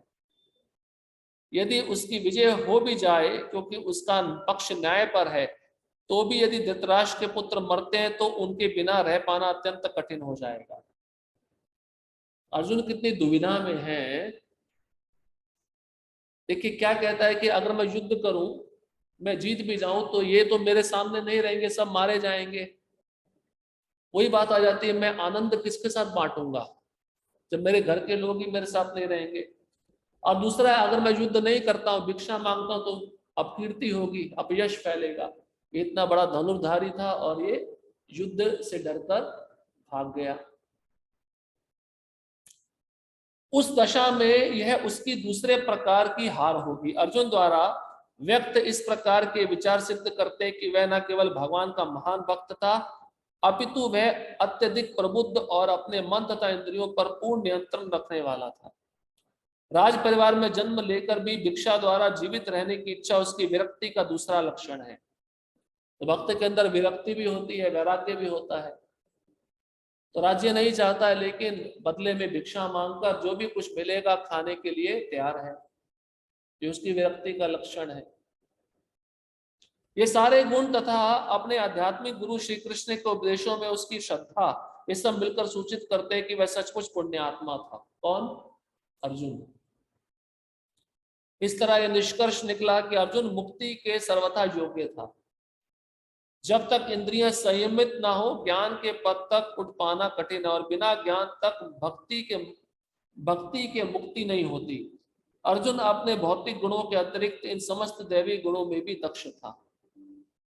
तो ज्ञान होना जरूरी है, लेकिन वो ज्ञान भक्ति के साथ जुड़ा हुआ होना चाहिए।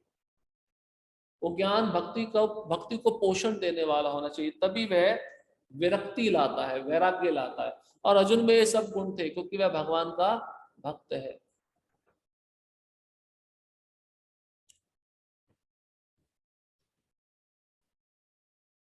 श्लोक क्रमांक 7। कार्पण्य दोषोपहत स्वभावा पृच्छामि त्वां धर्म सम्मूढ़ चेता यच्छ्रेयस्या निश्चितं ब्रूहि तन्मे शिष्यस्तेहं शाधि मां त्वां प्रपन्नम्। अब अर्जुन देखिए भगवान को गुरु के रूप में स्वीकार कर रहा है। जब जीवन का कोई लक्ष्य प्राप्त नहीं हो पाता, जो व्यक्ति लक्ष्य सोचता भी है तो उसको प्राप्त करने में कठिनाई होती है, तो एकमात्र उसको गुरु की आवश्यकता होती है। अब अर्जुन चाहता है कि ये जो अज्ञान मेरे अंदर आया है, इसका नाश केवल कृष्ण ही कर सकते हैं। तो अब अर्जुन इस श्लोक के द्वारा कृष्ण का शिष्यत्व स्वीकार कर रहा है। अब मैं अपनी कृपण दुर्बलता के कारण अपना कर्तव्य भूल गया हूं और सारा धैर्य खो चुका हूं। ऐसी अवस्था में मैं आपसे पूछ रहा हूं कि जो मेरे लिए श्रेयस्कर हो उसे निश्चित रूप से बताएं। अब मैं आपका शिष्य हूं और आपका शरणागत हूं, कृपया मुझे उपदेश दें। तो शरणागत कौन होता है? शिष्य होता है ना। अब अर्जुन कहता है शिष्यस्तेहं शाधि मां त्वां प्रपन्नम। प्रपन्न मतलब मैं शरण में जाता हूं,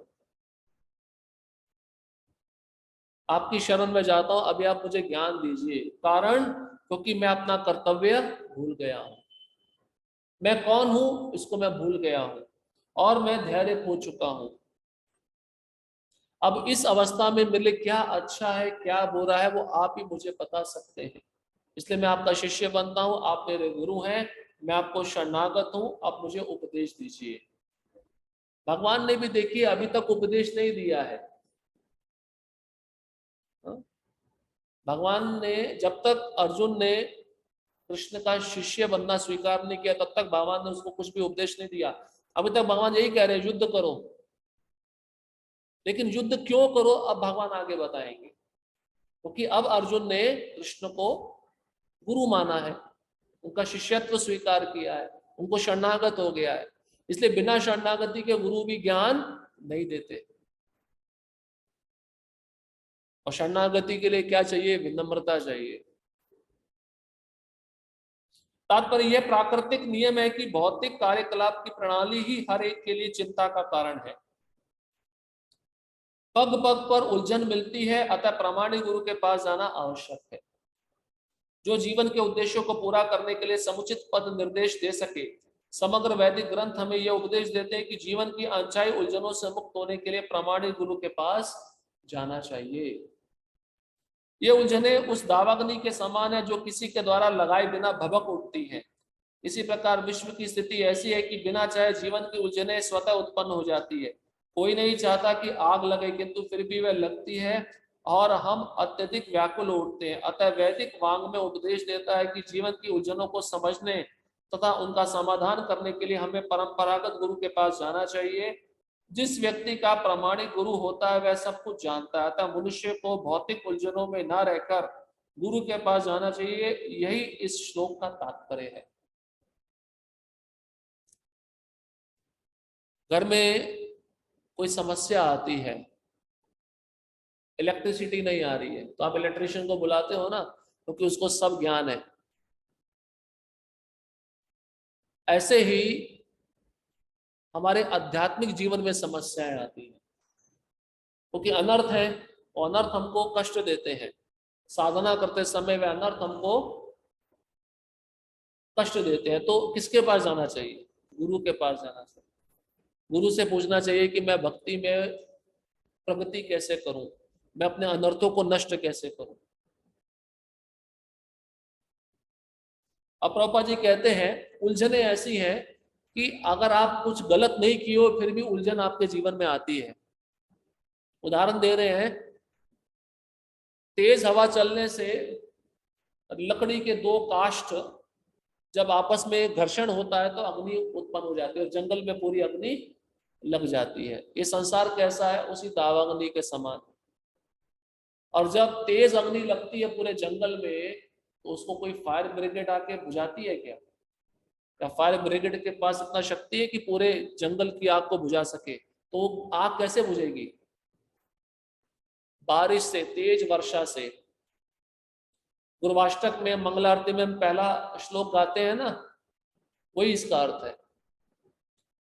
तो हमारे आध्यात्मिक जीवन से संबंधित जो उलझने हैं उसको गुरु ही दूर कर सकते हैं। जैसे तेज वर्षा से वो जंगल की अग्नि बुझ सकती है, उसी प्रकार से गुरु के चरणों का आश्रय लेने से हमारे अनर्थ रूपी अग्नि को हम समाप्त कर सकते हैं। इसलिए अपने आध्यात्मिक उलझनों का हल निकालने का एक ही उपाय है, वह गुरु के पास जाना। और परंपरागत, प्रभुपाद जी कहते हैं 4 संप्रदाय हैं, 4 संप्रदायों में जो गुरुजन रहते हैं उनके पास जाकर आध्यात्मिक शिक्षा को ग्रहण करना चाहिए। रुद्र, श्री, ब्रह्म कुमार, ये 4 संप्रदाय हैं। रुद्र के आचार्य है विष्णु स्वामी, जो शिव जी से प्रारंभ होता है। श्री संप्रदाय के आचार्य रामानुजाचार्य, जो लक्ष्मी से प्रारंभ होता है। निम्बार्क आचार्य चतुष्कुमार का संप्रदाय है, जो निम्बार्क आचार्य से प्रारंभ होता है। और चौथा है ब्रह्म संप्रदाय, जो ब्रह्मा जी से प्रारंभ होता है, जिसके आचार्य मध्वाचार्य है। ये 4 संप्रदाय हैं। इन्हीं परंपरागत गुरु के चरणों में जाकर हमें ज्ञान प्राप्त करने का प्रयत्न करना चाहिए। आखिर भौतिक उलझनों में कौन सा व्यक्ति पड़ता है? वह जो जीवन की समस्याओं को नहीं समझता। बृहदारण्यक उपनिषद में 3 स्कंद 8वां अध्याय 10वें श्लोक में व्याकुल व्यग्र मनुष्य का वर्णन इस प्रकार हुआ है। यो वह एतदक्षरम गार्गर्य विदित्वा स्मलापात प्रयति सा कृपणः। कृपण वह जो मानव जीवन की समस्याओं को हल नहीं करता और आत्म साक्षात्कार के विज्ञान को समझे बिना कुकर सूकर की भांति संसार को त्याग कर चला जाता है। जीव के लिए यह मनुष्य जीवन अत्यंत मूल्यवान निधि है, जिसका उपयोग वह अपने जीवन की समस्याओं को हल करने में कर सकता है। अतः जो इस अवसर का लाभ नहीं उठाता वह कृपण है। ब्राह्मण इसके विपरीत होता है, जो इस शरीर का उपयोग जीवन की समस्त समस्याओं को हल करने में करता है। यह एतदक्षरम गार्गी विदित्वा स्मालोकात् प्रयति स ब्राह्मणा। ध्यात्म बुद्धि वश कृपण या कंजूस लोग अपना सारा समय परिवार, समाज, देश आदि के अत्यधिक प्रेम में गवा देते हैं। मनुष्य प्रायः चर्म रोग के आधार पर अपने पारिवारिक जीवन अर्थात पत्नी, बच्चों तथा परिजनों में आसक्त रहता है। कृपण यह सोचता है कि वह अपने परिवार को मृत्यु से बचा सकता है, अथवा वह यह सोचता है कि उसका परिवार या समाज उसे मृत्यु से बचा सकता है। ऐसी पारिवारिक आसक्ति निम्न पशुओं में भी पाई जाती है, क्योंकि वह भी बच्चों की देखभाल करते हैं। बुद्धिमान होने के कारण अर्जुन समझ गया था कि पारिवारिक सदस्यों के प्रति उसका अनुराग तथा मृत्यु से उनकी रक्षा करने की उसकी इच्छा ही उसकी उलझनों का कारण है। यद्यपि वह समझ रहा था कि युद्ध करने का कर्तव्य उसकी प्रतीक्षा कर रहा था, किंतु कृपण, दुर्बलता, कार्पण्य दोष के कारण वह अपना कर्तव्य नहीं निभा पा रहा था। अतः वह परम गुरु भगवान कृष्ण से कोई निश्चित हल निकालने का अनुरोध कर रहा है। वह कृष्ण का शिष्यत्व ग्रहण करता है। वह मित्रतापूर्ण बातें बंद करना चाहता है। गुरु तथा शिष्य की बातें गंभीर होती है और अब अर्जुन अपने मान्य गुरु के समक्ष गंभीरता पूर्वक बातें करना चाहता है। इसलिए कृष्ण भगवत गीता ज्ञान के आदि गुरु है और अर्जुन गीता समझने वाला प्रथम शिष्य है। अर्जुन भगवत गीता को किस तरह समझता है गीता में वर्णित है। तो भी मूर्ख संसारी विद्वान बताते हैं कि किसी को मनुष्य रूप कृष्ण की नहीं बल्कि अजन्मा कृष्ण की शरण ग्रहण करनी चाहिए। कृष्ण के अंत तथा बाह्य में कोई अंतर नहीं है। इस ज्ञान के बिना जो भगवत गीता को समझने का प्रयास करता है वह सबसे बड़ा मूर्ख है। अब प्रभुपाद जी कहते हैं कृपण मतलब कंजूस और ब्राह्मण जो उदार, इन दोनों में अंतर बताते हैं। कृपण जो मनुष्य शरीर प्राप्त किया लेकिन उसका ठीक से उपयोग नहीं करता। कैसे उपयोग करता है? कुकर और सुकर, कुकर मतलब कुत्ता, सुकर मतलब सुअर, इन दोनों की तरह जीवन यापन करता है। मनुष्य शरीर प्राप्त किया है लेकिन कुत्ते बिल्ली की तरह या कुत्ते सुअर की तरह जी रहा है। कैसे? ऐसे मनुष्य का अपना परिवार होता है, कुत्ते सुअर का भी अपना परिवार होता है। तो वह मनुष्य अपने परिवार के बारे में सोचता है क्योंकि आसक्ति है, और सोचता है कि यह परिवार मुझे मृत्यु के समय बचा लेगा, या समाज मुझे मृत्यु के समय बचा लेगा, या मैं मृत्यु से इनका रक्षण करूंगा। तो सुअर है, कुत्ता है, वो भी यही सोचता है, मैं अपने परिवार का रक्षण कैसे करूं। आहार, निद्रा, भय, मैथुन, चार क्रियाएं सुअर भी करता है, कुत्ता भी करता है और मनुष्य भी करता है। लेकिन ब्राह्मण वो है जो उदार दिल का होता है, जो मनुष्य शरीर प्राप्त करके इसका उद्देश्य क्या है इसको जानता है, जो स्वयं को तो भगवान की सेवा में लगाता ही है, साथ में अपने परिवारजनों को भी भगवान की सेवा में लगाता है, अन्य जीवों को भगवान की सेवा में लगाता है। उसको कहते हैं ब्राह्मण, जो मनुष्य शरीर के उद्देश्य को समझता है। मनुष्य शरीर किसके लिए मिला है? भगवत प्राप्ति के लिए मिला है। तो दो प्रकार के लोग हैं, कृपण और ब्राह्मण। ब्राह्मण आपको बहुत कम मिलेंगे और कृपण आपको बहुत ज्यादा मात्रा में मिलेंगे। तो प्रभुपाद जी इन दोनों का अंतर बता रहे हैं। और साथ ही साथ प्रभुपाद जी कहते हैं कि शिष्य और गुरु के बीच में जो संवाद होता है वो गंभीरता पूर्वक होना चाहिए, कोई हंसी मजाक नहीं है। अब अर्जुन ने कृष्ण का शिष्यत्व स्वीकार किया, अब कृष्ण उसको उपदेश देंगे।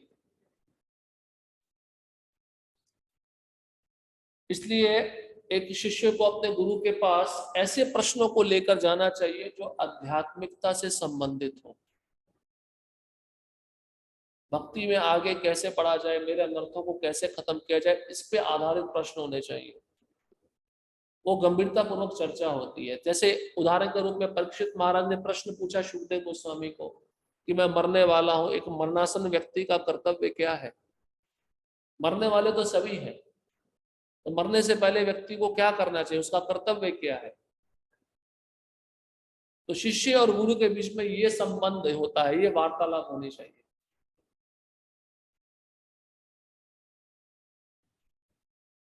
फिर प्रभुपाद जी कहते हैं कि फिर भी कुछ ऐसे संसारी विद्वान हैं जो मूर्ख हैं, वो ऐसा समझते हैं कि मनुष्य रूप कृष्ण का शरण न लेकर अजन्मा कृष्ण का शरण लेना चाहिए। तो प्रभुपाद जी कहते हैं कृष्ण का बाह्य रूप और आंतरिक रूप, इसमें कोई अंतर नहीं है।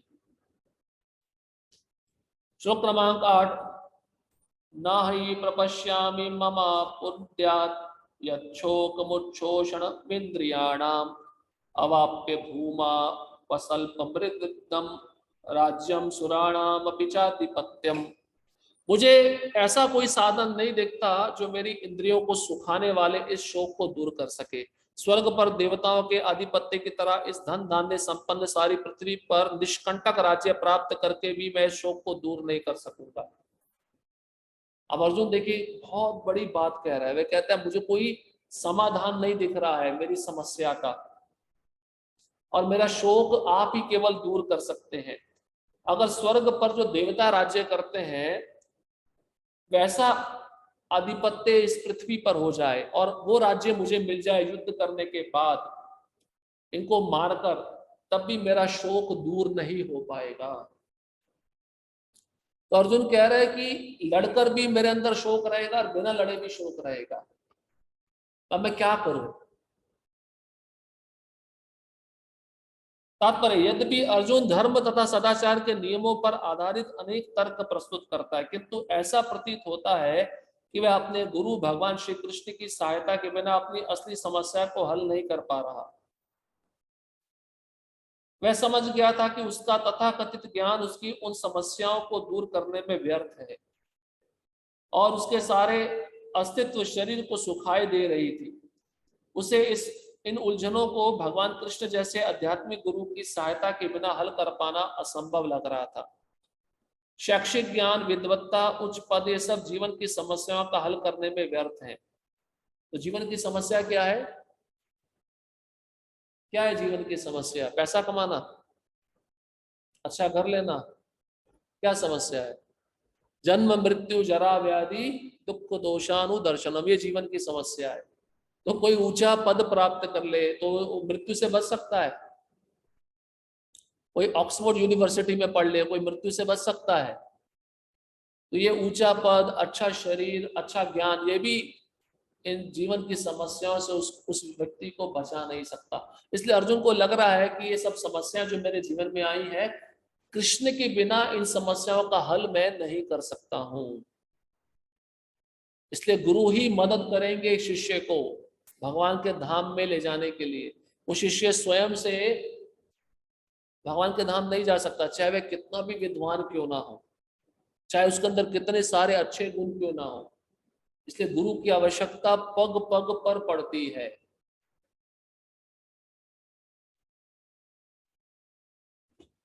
यदि कोई इसमें सहायता कर सकता है तो वह एकमात्र गुरु।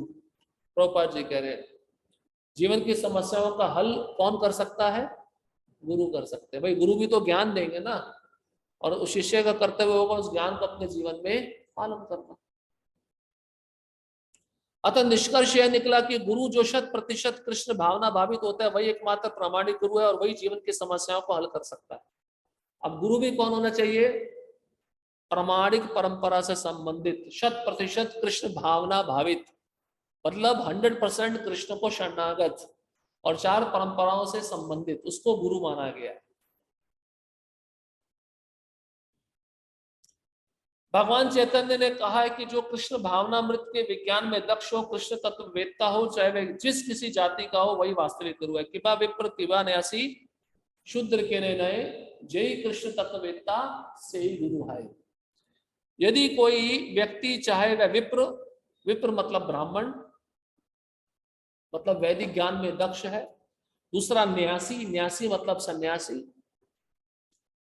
तीसरा मतलब शूद्र। चाहे ब्राह्मण हो, चाहे सन्यासी हो, चाहे शूद्र हो, अगर वह कृष्ण के तत्व को जानता है तो वह गुरु है।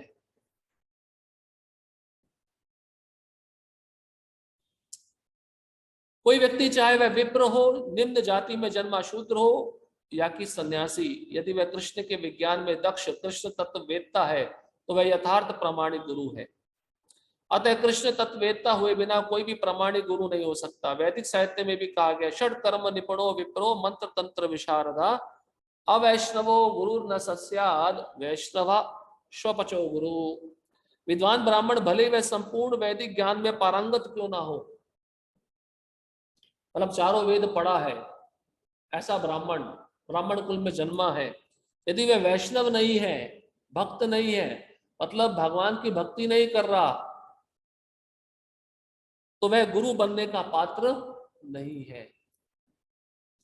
किंतु शूद्र यदि वह वैष्णव या कृष्ण भक्त है तो गुरु बन सकता है। शूद्र कुल में जन्मा कोई व्यक्ति है और भगवान का भक्त है तो उसको अधिकार है गुरु बनने का। भागवतम के 3 स्कंद में देवती माता स्वयं कहती है कपिल भगवान को, ब्राह्मण ब्राह्मण कुल में जन्म लेकर ब्राह्मण के 12 गुण अर्जित कर ले लेकिन आपका भक्त नहीं है तो उसकी दशा कैसी है? चांडाल से भी निम्न है। चांडाल मतलब कुत्ते का मांस खाने वाले कुल में व्यक्ति जो जन्म लेता है उससे भी नीचे गिरा हुआ है। और कोई कुत्ते का मांस खाने वाले कुल में जन्मा हो और आपका नाम ले रहा, आपका भक्त है, वो ब्राह्मण से भी बढ़कर है।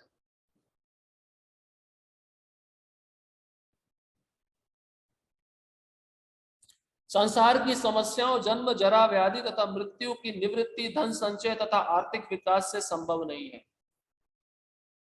अब प्रभुपाद जी कहना चाहते हैं कोई ज्यादा ज्यादा धन इकट्ठा कर ले, उसको कोई बीमारी हो जाए और उसका लास्ट स्टेज है तो डॉक्टर से कहे मैं आपको ज्यादा धन देता हूं, मेरा जीवन बढ़ा दो, हो सकता है? संभव ही नहीं है। तो पैसे से या धन ज्यादा अधिक संचय करने से आप मृत्यु को टाल नहीं सकते। विश्व के विभिन्न भागों में ऐसे राज्य हैं जो जीवन की सारी सुविधाओं से तथा संपत्ति एवं आर्थिक विकास से पूरित है, किंतु फिर भी उनके सांसारिक जीवन की समस्याएं ज्यों की त्यों बनी हुई है। प्रभुपाद जी किसके बारे में कह रहे हैं? अमेरिका के बारे में। अमेरिका ऐसा देश है जहां पे ऐश्वर्य की, धन की कोई कमी नहीं है, लेकिन ये सब होने पर भी वहां की समस्याएं क्या कम हो गई है? वहां पे मानसिक रोग बहुत ज्यादा हो गया है, लोग ज्यादा मात्रा में आत्महत्या करते हैं। वे विभिन्न साधनों से शांति खोजते हैं। पाश्चात्य जगत के लोग शांति खोज रहे हैं ना, इसलिए तो भारत में आते हैं। किंतु वास्तविक सुख उन्हें तभी मिल पाता है जब वह कृष्ण भावनामृत से युक्त कृष्ण के प्रामाणिक प्रतिनिधि के माध्यम से कृष्ण अथवा कृष्ण तत्व पूरक भगवत गीता तथा श्रीमद् भागवतम के परामर्श को ग्रहण करते हैं। शांति कब मिलेगी? जब गुरु के पास जाकर आप भगवत गीता और भागवतम का उपदेश अपने हृदय में धारण करोगे, तब शांति मिलेगी। यदि आर्थिक विकास तथा भौतिक सुख किसी के पारिवारिक, सामाजिक, राष्ट्रीय, अंतर्राष्ट्रीय अव्यवस्था से उत्पन्न हुए शोकों को दूर कर पाते, तो अर्जुन यह ना कहता कि पृथ्वी का अप्रतिम राज्य या स्वर्ग लोक में देवताओं की सर्वोच्चता भी उसके शोकों को दूर नहीं कर सकती। पापा जी कहते हैं अगर ऐसा संभव होता, ज्यादा धन इकट्ठा करने से मृत्यु टल जाए, बीमारी ना आए, फिर अर्जुन ऐसा वाक्य नहीं बोलता। उसके जीवन में समस्या आई है, उलझन आई है, तभी तो वो कह रहा है अगर स्वर्ग का राज्य भी दे दो तब भी मैं शोक को दूर नहीं कर पाऊंगा। और इस पृथ्वी का निष्कंटक राज्य दे दो, निष्कंटक मतलब एकमात्र राजा बना दो मुझे, तब भी मुझे वो शोक मिलता रहेगा, मैं उसको दूर नहीं कर पाऊंगा। इसका अर्थ क्या है? Material problem, spiritual solution. हमारी भौतिक समस्याओं का हल क्या है? आध्यात्मिकता में है। आप भौतिक समस्या का हल भौतिकता में नहीं देख सकते। आप भौतिकता में देखोगे उसका अलग परिणाम आपको मिलेगा। जैसे उदाहरण के रूप में, अब व्यक्ति को दूर जाना है, लंबा रास्ता तय करना है, तो उसने क्या बना लिया? गाड़ी बना लिया। ज्यादा चलना पड़ेगा, व्यक्ति थक जाता ना। शरीर को सुखमय बनाने के लिए उसने क्या बनाया? एक साधन बनाया जिसका नाम है गाड़ी। गाड़ी में बैठ के घूम रहा है तो उससे क्या बढ़ रहा है? पॉल्यूशन ही तो बढ़ रहा है, उससे बीमारियां बढ़ रही है। तो मटेरियल प्रॉब्लम है, मटेरियल सोल्यूशन निकाला गाड़ी बनाने का, और उससे मटेरियल प्रॉब्लम और बढ़ रहा है। इसलिए मटेरियल प्रॉब्लम का स्पिरिचुअल सॉल्यूशन होना चाहिए। जब तक आध्यात्मिक सॉल्यूशन नहीं होगा तब तक वो मटेरियल प्रॉब्लम, भौतिक समस्या वैसी की वैसी बनी रहेगी। इसलिए उसने कृष्ण भावनामृत का ही आशय ग्रहण किया, और यही शांति तथा समरसता का उचित मार्ग है। आर्थिक विकास या विश्व आधिपत्य प्राकृतिक प्रलय द्वारा किसी भी क्षण समाप्त हो सकता है। यहां तक कि चंद्रलोक जैसे उच्च लोगों की यात्रा भी, जिसके लिए मनुष्य प्रयत्नशील है, एक झटके में समाप्त हो सकती है। बड़ी बिल्डिंग बना दी, आर्थिक विकास कर लिया, एक भूकंप आया, सब गिर गया, खत्म। यान बनाया चंद्रलोक तक जाने के लिए, वो यान बीच में फट गया या उसका ईंधन खत्म हो गया, एक झटके में खत्म, सब समाप्त। तो किसी भी क्षण आपका आर्थिक विकास, भौतिक संपन्नता नष्ट की जा सकती है। भगवत गीता इसकी पुष्टि करते, शीने पुण्य मर्त्य लोकम विशंति। जब पुण्य कर्मों के फल समाप्त हो जाते हैं तो मनुष्य सुख के शिखर से जीवन के निम्नतम स्तर पर गिर जाता है। इस तरह से विश्व के अनेक राजनीतिज्ञों का पतन हुआ है। ऐसा अधपतन शोक का कारण बनता है। अतः यदि हम सदा के लिए शोक का निवारण चाहते हैं तो हमें कृष्ण की शरण ग्रहण करनी होगी, जिस तरह अर्जुन ने की। अर्जुन ने कृष्ण से प्रार्थना की कि वह उसकी समस्या का निश्चित समाधान कर दे, और यही कृष्ण भावनामृत की विधि है। तो अर्जुन ने जैसे कृष्ण को शरणागत हुआ, वैसे हमें भी गुरु को शरणागत होना पड़ेगा, तभी हम शोक से मुक्त हो सकते हैं। शुक्रमग्नो संजय उवाच एवं मुक्त्वा ऋषिकेशं गुडाकेश परन्तप नायोत्स्य इति गोविंदम मुक्त्वा तूष्णीम बभूवः। संजय ने कहा, इस प्रकार कहने के बाद शत्रुओं का दमन करने वाला अर्जुन कृष्ण से बोला, हे गोविंद, मैं युद्ध नहीं करूंगा, और चुप हो गया। देखिए बारंबार वही अर्जुन बोल रहे हैं, मैं युद्ध नहीं करूंगा, मैं युद्ध नहीं करूंगा, चुप हो गया। तात्पर्य, अब बहुत ही अच्छा तात्पर्य लिखे हैं प्रभुपाद जी। धृतराष्ट्र को यह जानकर परम प्रसन्नता हुई होगी कि अर्जुन युद्ध ना करके युद्ध भूमि छोड़कर भिक्षाटन करने जा रहा है। मतलब मेरे पुत्रों को राज्य मिल जाएगा, अब युद्ध नहीं होगा। किंतु संजय ने उसे पुनः यह कहकर निराश कर दिया कि अर्जुन अपने शत्रुओं को मारने में सक्षम है, परंतप शब्द सूचित करता है। यद्यपि कुछ समय के लिए अर्जुन अपने पारिवारिक स्नेह के प्रति मिथ्या शोक से अभिभूत था, किंतु उसने शिष्य रूप में अपने गुरु श्री कृष्ण की शरण ग्रहण कर ली। इससे सूचित होता है कि शीघ्र ही वह इस शोक से निवृत्त हो जाएगा और आत्म साक्षात्कार या कृष्ण भावनामृत के पूर्ण ज्ञान से प्रकाशित होकर पुनः युद्ध करेगा। इस तरह धृतराष्ट्र का हर्ष भंग हो जाएगा। तो देखिए, अगर कृष्ण जैसे गुरु हैं, अब वो ज्ञान देंगे तो अर्जुन को उस मोह से बाहर निकाल सकते हैं ना, फिर अर्जुन पुनः युद्ध करेगा। तो संजय ने धृतराष्ट्र की सारी उम्मीदों पे पानी फेर दिया। धृतराष्ट्र ने सोचा चलो अब तो अर्जुन ने कह दिया मैं युद्ध नहीं करूंगा और युद्ध होगा नहीं, टल जाएगा, अब अर्जुन भिक्षा मांगकर खाएगा और मेरे पुत्रों को राज्य मिल जाएगा। लेकिन संजय कहता है ऐसा नहीं है। व्यासदेव ने संजय को खाली इतना ही आशीर्वाद नहीं दिया था कि खाली यहाँ पे बैठे बैठे आप महाभारत का युद्ध देख सकते हो, महाभारत में युद्ध में भविष्य में क्या होगा वो भी वो देख सकते थे। इसलिए उन्होंने स्पष्ट कर दिया ये आपका जो खुशी है, प्रसन्नता ज्यादा समय तक रहने वाला नहीं है, युद्ध तो होना ही है, क्योंकि अर्जुन को मोह से भगवान निकालेंगे ज्ञान देकर। श्लोक क्रमांक 10। तमुवाच ऋषिकेश प्रहसन्नीव भारत सेनयोरुभयोर मध्ये विषिदंतम विदम वचा। हे भरतवंशी धृतराष्ट्र, उस समय दोनों सेनाओं के मध्य शोक मग्न अर्जुन ने कृष्ण से मानो हंसते हुए ये शब्द कहे।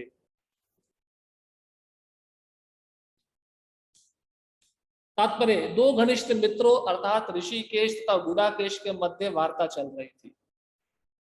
मित्र के रूप में दोनों का पद समान था, किंतु इनमें से एक स्वेच्छा से दूसरे का शिष्य बन गया। भाई अर्जुन को किसी ने फोर्स नहीं किया है, भगवान ने फोर्स नहीं किया कि मेरा शिष्य बन तभी मैं तेरे को ज्ञान दूंगा, ऐसा नहीं है। भगवान किसी पे जोर जबरदस्ती नहीं करते, जैसे हम करते हैं ना, तो सेवा करनी पड़ेगी। भगवान किसी पे जोर जबरदस्ती नहीं करते, भगवान ने जीव को स्वतंत्र छोड़ा हुआ है, ये भी एक प्रमाण है।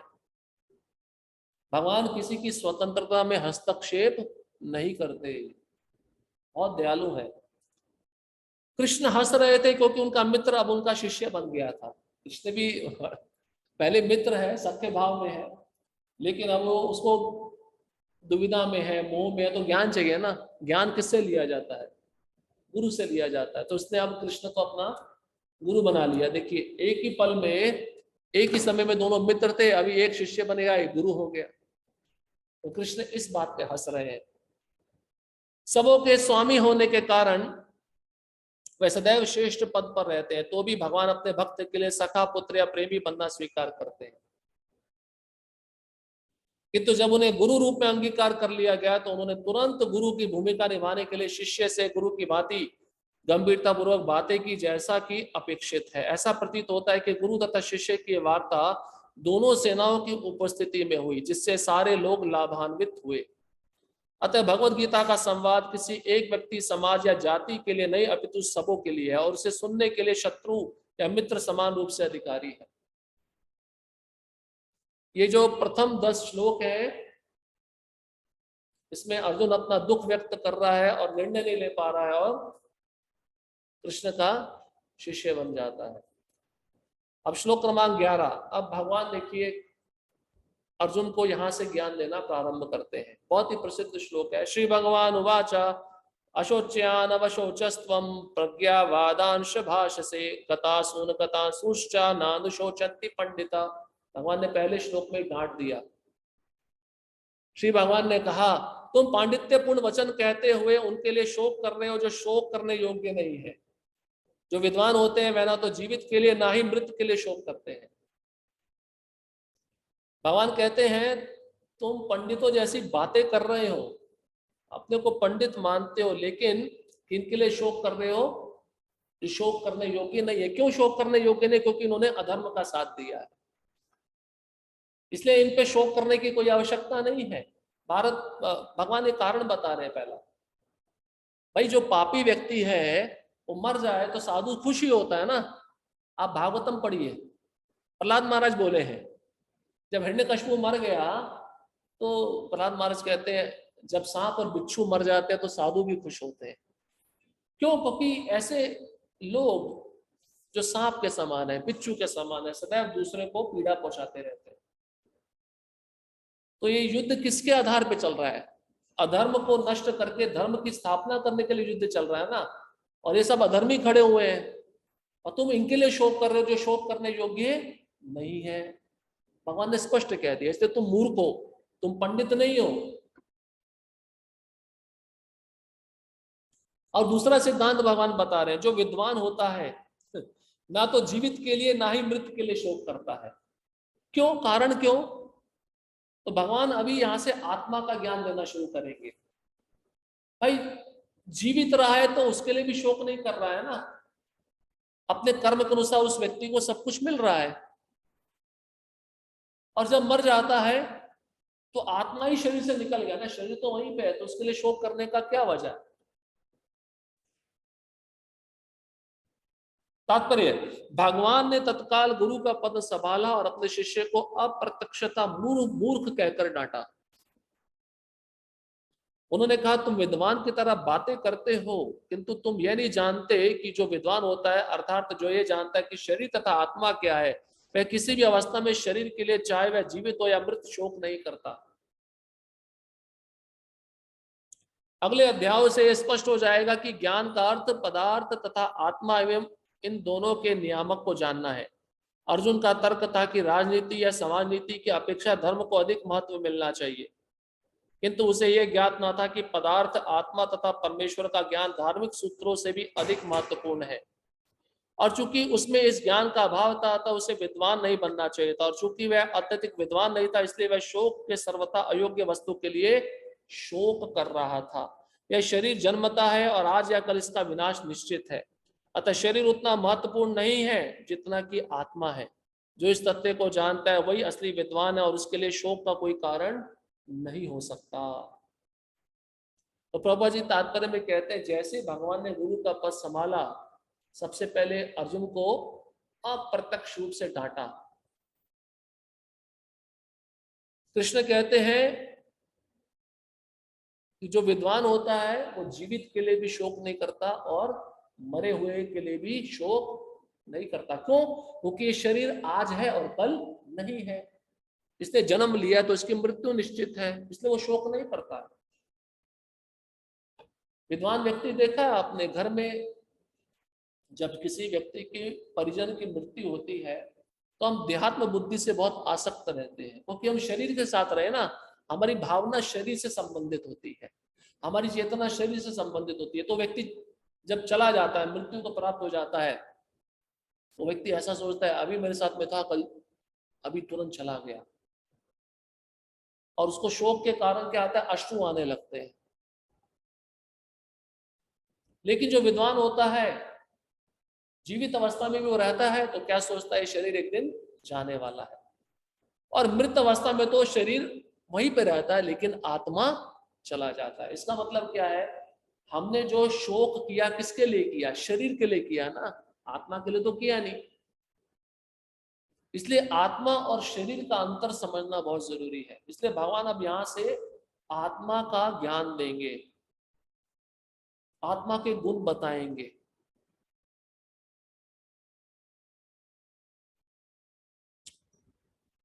श्लोक क्रमांक 12, न त्वेवाहं जातु नासं न त्वं नेमे जनाधिपा न चैव न भविष्याम सर्वे वया मतः परम।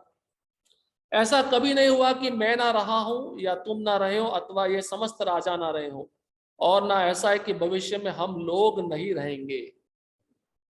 भगवान क्या कहना चाह रहे हैं अप्रत्यक्ष रूप से?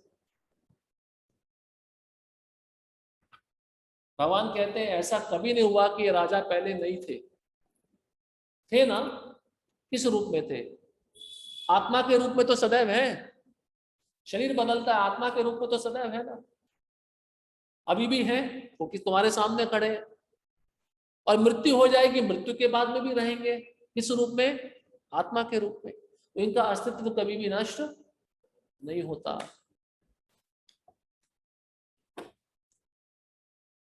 तो अर्जुन ने, अगर आप प्रथम अध्याय सुने होंगे, तो उसमें पाप युद्ध ना करने के कारण बताता है। पहला कारण क्या है कि मित्रों तथा संबंधियों, ये मेरे मित्र है, संबंधी है। तो भगवान कहते हैं, इसका उत्तर अभी श्लोक में दे रहे हैं कि जितने भी तुम मित्र संबंधी देख रहे हो, ये पहले भी थे, अभी भी है और आगे भी रहेंगे। तो इसलिए तुम्हें शोक नहीं करना चाहिए।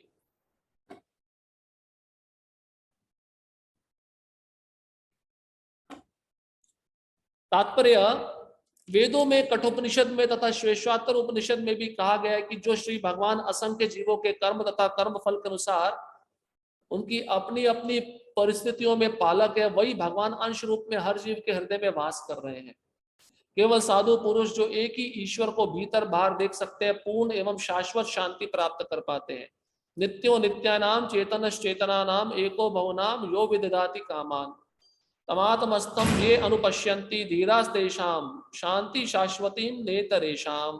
कठोपनिषद दूसरा स्कंद दूसरा अध्याय 13वां श्लोक। जो वैदिक ज्ञान अर्जुन को प्रदान किया गया, वही विश्व के उन समस्त पुरुषों को प्रदान किया जाता है जो विद्वान होने का दावा तो करते हैं, किंतु जिनकी ज्ञान राशि न्यून है। भगवान ये स्पष्ट कहते हैं कि वह स्वयं, अर्जुन तथा युद्ध भूमि में एकत्र सारे राजा शाश्वत प्राणी हैं और इन जीवों की बद्ध तथा मुक्त अवस्थाओं में भगवान एकमात्र उनके पालक हैं। तो भगवान ऐसा अर्जुन को नहीं कह रहे कि तुम्हारे सगे संबंधी हैं, ये पहले भी थे, अभी भी हैं और आगे भी रहेंगे। भगवान अपने बारे में भी कह रहे हैं, अर्जुन के बारे में भी कह रहे हैं। क्यों? क्योंकि हम कौन है? हम शरीर नहीं, हम आत्मा है, और आत्मा कभी भी मरती नहीं है। आत्मा के रूप में तो उस जीव का अस्तित्व सदैव बना रहता है।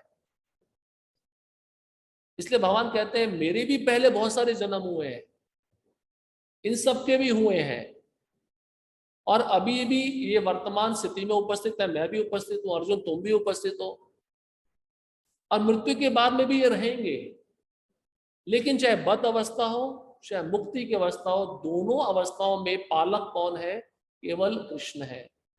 क्योंकि बद्ध अवस्था में जब व्यक्ति अपने कर्मों का फल भोग रहा होता है, तो उसको खाने की वस्तुएं, पहनने की वस्तुएं कौन प्रदान करता है? कृष्ण देते हैं। और जब वह मुक्त हो जाता है, मुक्त मतलब भक्त बनकर, भक्ति कर कर जब वह मुक्त अवस्था में चला जाता है, तब भी पालन कौन करते हैं? कृष्ण ही करते हैं।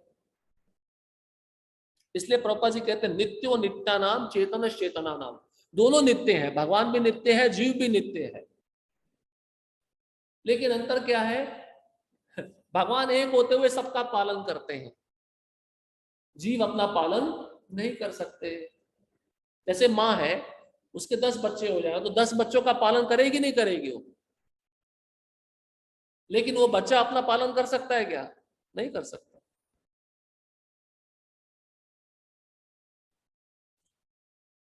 भगवान परम पुरुष है तथा भगवान का चिर संगी अर्जुन एवं वहां पर एकत्र सारे राजागण शाश्वत पुरुष हैं। ऐसा नहीं है कि ये भूतकाल में प्राणियों के रूप में अलग अलग उपस्थित नहीं थे, और ऐसा भी नहीं है कि ये शाश्वत पुरुष बने नहीं रहेंगे। उनका अस्तित्व भूतकाल में था और भविष्य में भी निर्बाध रूप से बना रहेगा। अतः किसी के लिए शोक करने की कोई बात नहीं है। यह मायावादी सिद्धांत की मुक्ति के बाद आत्मा माया के आवरण से पृथक होकर निराकार ब्रह्म में लीन हो जाएगा और अपना अस्तित्व खो देगा, जहां पर परम अधिकारी भगवान कृष्ण द्वारा पुष्ट नहीं हो पाता। तो भगवान इस श्लोक में मायावाद का भी खंडन कर रहे हैं।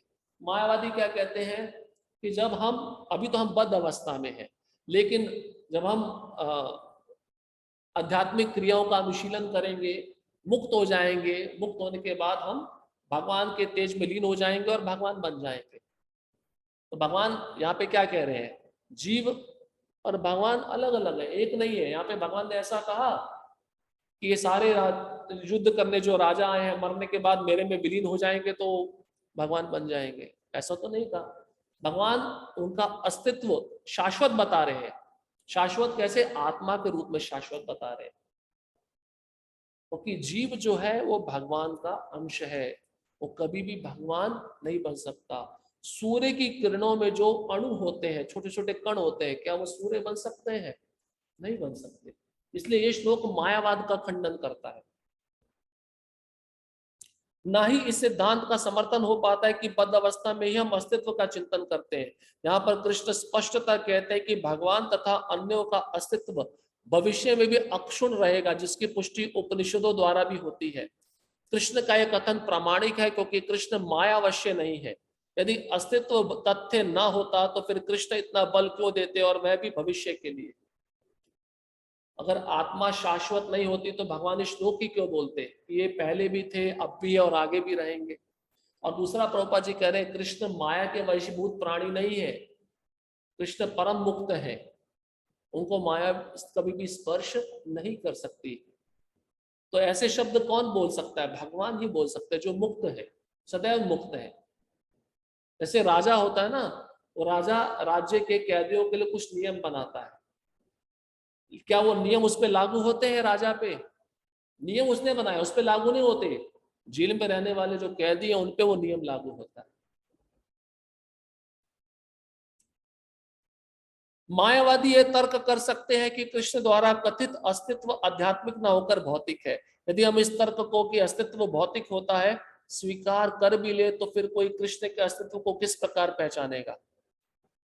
प्रभुपाद जी ये भी प्रश्न कह रहे हैं, मायावादी कहते हैं जो आत्मा है आध्यात्मिक नहीं भौतिक है। अगर आत्मा भौतिक होती तो कृष्ण भी भौतिक है क्या? कृष्ण तो आध्यात्मिक है, फिर उनके वचनों का इतना महत्व क्यों होता? संभव ही नहीं।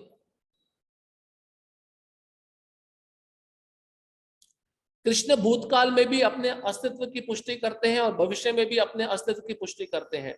उन्होंने अपने अस्तित्व की पुष्टि कई प्रकार से की है और निराकार ब्रह्म उनके अधीन घोषित किया जा चुका है। कृष्ण सदा सर्वदा अपना अस्तित्व बनाए रहे हैं। यदि उन्हें सामान्य चेतना वाले सामान्य व्यक्ति के रूप में माना जाता है तो प्रामाणिक शास्त्र के रूप में उनकी भगवत गीता की कोई महत्ता नहीं होगी। अगर कृष्ण कोई भौतिक पुरुष है तो फिर ये जो भगवत गीता इसका महत्व क्या रह गया? कुछ भी नहीं रह गया, कोई भी इसको स्वीकार नहीं करेगा। एक सामान्य व्यक्ति मनुष्यों के 4 अवगुणों के कारण श्रवण करने योग्य शिक्षा देने में असमर्थ रहता है। गीता ऐसे साहित्य से ऊपर है, कोई भी संसारी ग्रंथ गीता की तुलना नहीं कर सकता। श्री कृष्ण को सामान्य व्यक्ति मान लेने पर गीता की सारी महत्ता जाती रहती है। मायावादियों का तर्क है कि इस श्लोक में वर्णित द्वैत लौकिक है और शरीर के लिए प्रयुक्त हुआ है, किंतु इसके पहले वाले श्लोक में ऐसी ध्यात्म बुद्धि की निंदा की गई है। एक बार जीवों की ध्यात्म बुद्धि की निंदा करने के बाद ये कैसे संभव है कि कृष्ण पुनः शरीर पर उसी वक्तव्य को दोहराते? अतः यह अस्तित्व आध्यात्मिक आधार पर स्थापित है और इसकी पुष्टि रामानुजाचार्य तथा अन्य आचार्यों ने भी की है। गीता में कई स्थलों पर इसका उल्लेख है कि यह आध्यात्मिक अस्तित्व केवल भगवत भक्तों द्वारा ज्ञेय है। आत्मा के तत्व को कौन जान सकता है? केवल भक्त जान सकते हैं, मायावादी भी नहीं जान सकते। इसलिए भगवत गीता का ज्ञान केवल भक्तों को समझ में आएगा। तो प्रभुपाद जी ये भी कह रहे हैं अगर कृष्ण ने जो वक्तव्य कहे हैं ये अगर भौतिक होते तो पिछले श्लोक में भगवान जो बोले हैं उसका कोई महत्व भी रह नहीं जाता। इसका मतलब जीव और भगवान दोनों अलग अलग है पर दोनों शाश्वत हैं। अंतर इतना है, भगवान विभु है और जीव अणु है। जीव अपने बारे में ही पूरा नहीं जान पाता है तो दूसरों के बारे में क्या जानेगा, लेकिन भगवान सबके बारे में जानते हैं। ये जीव और भगवान में अंतर है, पर मायावादी इसको नहीं मानते। मायावादी कहते हैं जीव और भगवान एक है। ये इन श्लोकों के द्वारा मायावाद का पूरी तरह से खंडन हो रहा है। जो लोग भगवान कृष्ण का विरोध करते हैं उनकी इस महान साहित्य तक पहुंच नहीं हो पाती। अभक्तों द्वारा गीता के उपदेशों को समझने का प्रयास मधुमक्खी द्वारा मधुपात्र चाटने के जैसा है। अभक्त है वो भगवत गीता को क्या समझेगा? जैसे उपमा दे रहे हैं प्रभुपाद जी शहद का पात्र है उसको बाहर से चाटना तो शहद का स्वाद मिलेगा? नहीं मिलेगा। वो भक्त ही भगवत गीता को पढ़ के स्वाद ले सकता है। कोई ज्ञानी पढ़ेगा, अभक्त पढ़ेगा, वो पढ़कर भी उसको कुछ भी प्राप्त नहीं हो पाएगा। पात्र को खोले बिना मधु को नहीं चखा जा सकता। सही बात है ना? खाली देखने से भी चखा नहीं जा सकता। भगवान चख सकते हैं आंखों के द्वारा, हम नहीं चख सकते। इसलिए उसको खोल कर पीना पड़ेगा तब उसका स्वाद पता चलेगा। इसलिए गुरु के निर्देशन में इसको पढ़ना पड़ेगा तभी समझ में आएगा। इस प्रकार भगवत गीता के रहस्यवाद को केवल भक्त ही समझ सकते हैं, अन्य कोई नहीं। जैसा कि इसके 4th अध्याय में कहा गया है, ना ही गीता का स्पर्श ऐसे लोग कर पाते हैं जो भगवान के अस्तित्व का ही विरोध करते हैं। अतः मायावादियों द्वारा गीता की व्याख्या मानो समग्र सत्य का सरासर भ्रामक निरूपण है। भगवान चैतन्य ने मायावादियों द्वारा की गई गीता की व्याख्याओं को पढ़ने का निषेध किया है और चेतावनी दी है कि जो कोई ऐसे मायावादी दर्शन को ग्रहण करता है वह गीता के वास्तविक रहस्य को समझ पाने में असमर्थ रहता है। यदि अस्तित्व का अभिप्राय अनुभव गम्य ब्रह्मांड से है तो भगवान द्वारा उपदेश देने की कोई आवश्यकता नहीं थी। आत्मा तथा परमात्मा का द्वैत शाश्वत तथ्य है। द्वैत मतलब दो, अद्वैत मतलब एक। इसका मतलब है आत्मा परमात्मा अलग है, एक नहीं है। आत्मा परमात्मा एक होते तो फिर भगवान गीता क्यों सुनाते? इसका मतलब जीवात्मा ही भगवान बन गया, उसको सारा ज्ञान मिल गया। फिर तभी तो प्रभुपाद जी कहते हैं मायावादी जब अपने को भगवान मानते हैं, इनके दांत में दर्द होता है तो डॉक्टर के पास क्यों जाते हैं? भगवान को तो दर्द होता ही नहीं है, उनका तो सच्चिदानंद शरीर होता है।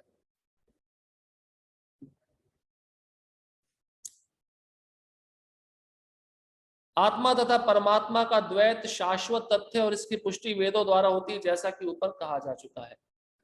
अब बहुत ही प्रसिद्ध श्लोक आ रहा है, श्लोक क्रमांक 13।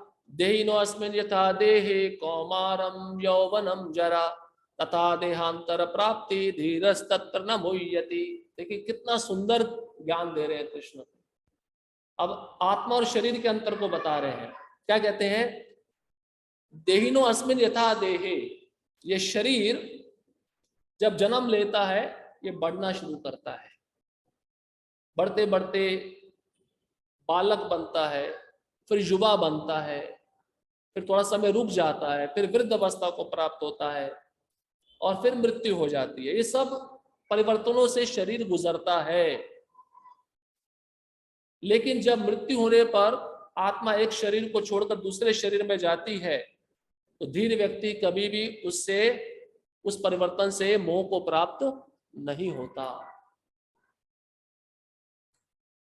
अब आप सोचिए कि जब हमने जन्म लिया तो हमारा शरीर अभी भी वैसा का वैसा ही है कि बदल गया? बदल गया।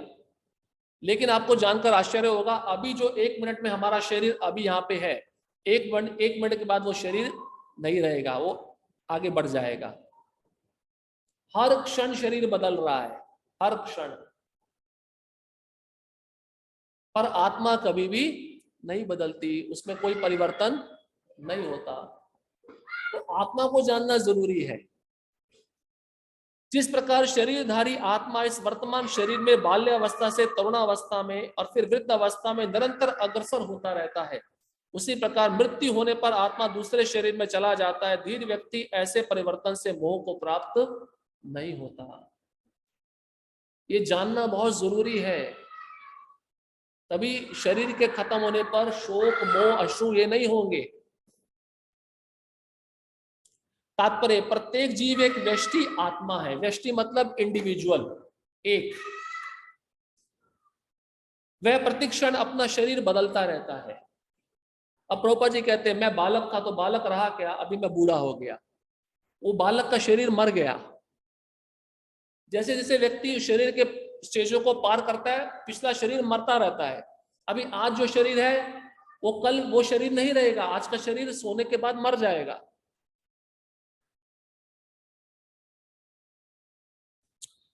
कभी बालक के रूप में, कभी युवा तथा कभी वृद्ध पुरुष के रूप में, तो भी आत्मा वही रहता है, उसमें कोई परिवर्तन नहीं होता है। अब अंतर समझ रहे हैं, शरीर में परिवर्तन हो रहा है पर आत्मा में परिवर्तन नहीं हो रहा। आप सोचिए, हाथी के शरीर में वही आत्मा है, मनुष्य के शरीर में भी वही आत्मा है, और पशु पक्षियों के शरीर में भी वही आत्मा है। आत्मा कोई बदला नहीं, आत्मा वही है, लेकिन शरीर बदलता रहता है कर्म के अनुसार। और कर्म के अनुसार मनुष्य शरीर में मिल जाए उसमें भी बदलाव होता रहता है। 6 प्रकार का परिवर्तन होता है।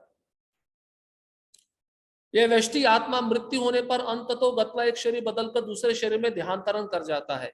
और चूंकि अगले जन्म में इसको शरीर मिलना अवश्य भावी है, चाहे वह शरीर आध्यात्मिक हो या भौतिक। अतः अर्जुन के लिए ना तो भीष्म ना ही द्रोण के लिए शोक करने का कोई कारण था। अभी तो उसे प्रसन्न होना चाहिए था कि वे अपने पुराने शरीरों को बदलकर नए शरीर ग्रहण करेंगे और इस तरह वे नई शक्ति प्राप्त करेंगे। ऐसे शरीर परिवर्तन से जीवन में किए कर्म के अनुसार नाना प्रकार के सुख उपभोग या कष्टों का लेखा हो जाता है। चूंकि भीष्म व द्रोण साधु पुरुष थे, इसलिए अगले जन्म में उन्हें आध्यात्मिक शरीर प्राप्त होंगे, नहीं तो कम से कम उन्हें स्वर्ग में भोग करने के अनुरूप शरीर तो प्राप्त होंगे ही। अतः दोनों ही दशाओं में शोक का कोई कारण नहीं था। तो प्रभुपाद जी भी कह रहे हैं कि भीष्म पितामह, द्रोणाचार्य ये मर भी गए, इनका शरीर जीर्ण हो चुका है, बूढ़े हो चुके हैं। अब आत्मा दूसरे शरीर में जाएगा तो उनको दूसरा नया शरीर मिलेगा। जैसे हम खुश होते हैं ना, पुराने वस्त्र छोड़ देते हैं, दिवाली आ रही है तो दिवाली पे नए वस्त्र मिलते हैं, तो नए वस्त्र पहन के कितने खुश होते हैं। और वही वस्त्र थोड़ा एक हुक में अटक कर फट जाए तो बहुत दुखी हो जाते हैं, क्योंकि उस वस्त्र को हमने शरीर से संबंधित समझा है। तो ऐसे ही आत्मा पुराने शरीर को छोड़कर नए शरीर में जाती है, तो अर्जुन को शोक करने की आवश्यकता नहीं है। जिस मनुष्य को व्यष्टि आत्मा, परमात्मा तथा भौतिक और आध्यात्मिक प्रकृति का पूर्ण ज्ञान होता है, वह धीर कहलाता है। धीर व्यक्ति सुना था ना ईशोपनिषद में परिभाषा धीर व्यक्ति की, क्या परिभाषा है? वो जो द्वंद्व को जानता है, द्वंद्व को समझता है, शरीर और आत्मा के तत्व को जानता है, वो धीर व्यक्ति कहलाता है।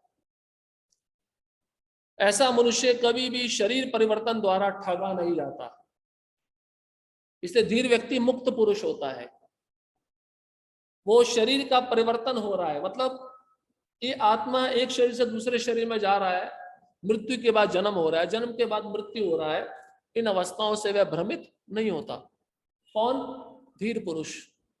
आत्मा के एकात्मवाद का मायावादी सिद्धांत मान्य नहीं हो सकता, क्योंकि आत्मा के इस प्रकार विखंडन से परमेश्वर विखंडनीय या परिवर्तनशील हो जाएगा, जो परमात्मा के अपरिवर्तनीय होने के सिद्धांत के विरुद्ध होगा। गीता में पुष्टि हुई है कि परमात्मा के खंडों का शाश्वत सनातन अस्तित्व है, जिन्हें क्षर कहा जाता है। क्षर मतलब हम सब जीव, जिनमें अर्थात उनमें भौतिक प्रकृति में गिरने की प्रवृत्ति होती है। हम भौतिक प्रकृति में गिर गए ना, भौतिक प्रकृति मतलब ये संसार, इसमें गिर गए हैं, तो हम क्षर जीव हैं, क्षर क्षर। और भगवान कैसे? अक्षर। अक्षर मतलब जिसका कभी पतन नहीं होता।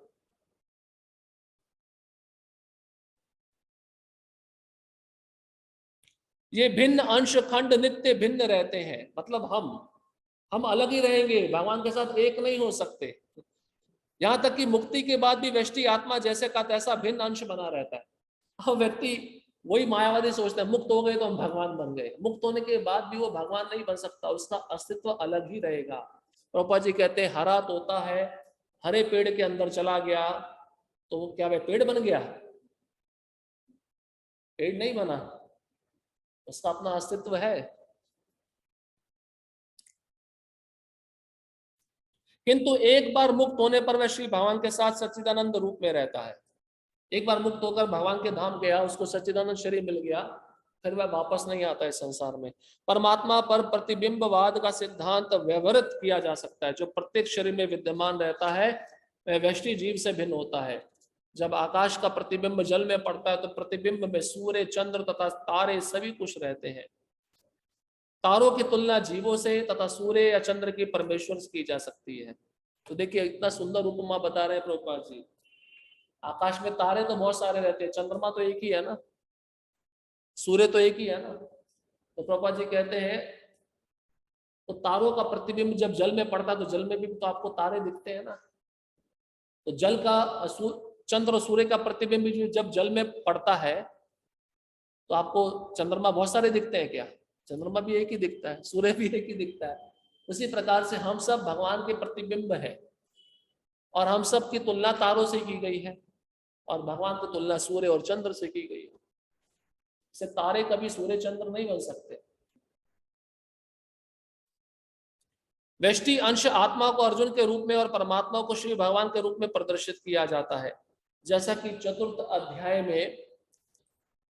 चतुर्थ अध्याय के प्रारंभ में स्पष्ट है, वे एक ही स्तर पर नहीं होते। यदि अर्जुन कृष्ण के समान स्तर पर हो और कृष्ण अर्जुन से श्रेष्ठतर ना हो तो उनमें उपदेशक तथा उपदिष्ट का संबंध अर्थहीन होगा। यदि ये दोनों माया द्वारा मोहित होते हैं तो एक को उपदेशक तथा दूसरे को उपदिष्ट होने की कोई आवश्यकता नहीं है। ऐसा उपदेश व्यर्थ होगा, क्योंकि माया के चंगुल में रहकर कोई भी प्रामाणिक उपदेशक नहीं बन सकता। ऐसी परिस्थितियों में यह मान लिया जाता है कि भगवान कृष्ण परमेश्वर है, जो पद में माया द्वारा विस्मृत अर्जुन रूपी जीव से श्रेष्ठ है। अगर भगवान भी माया के चंगुल में हो जाएंगे तो भगवत गीता जैसा उपदेश दे सकते हैं क्या?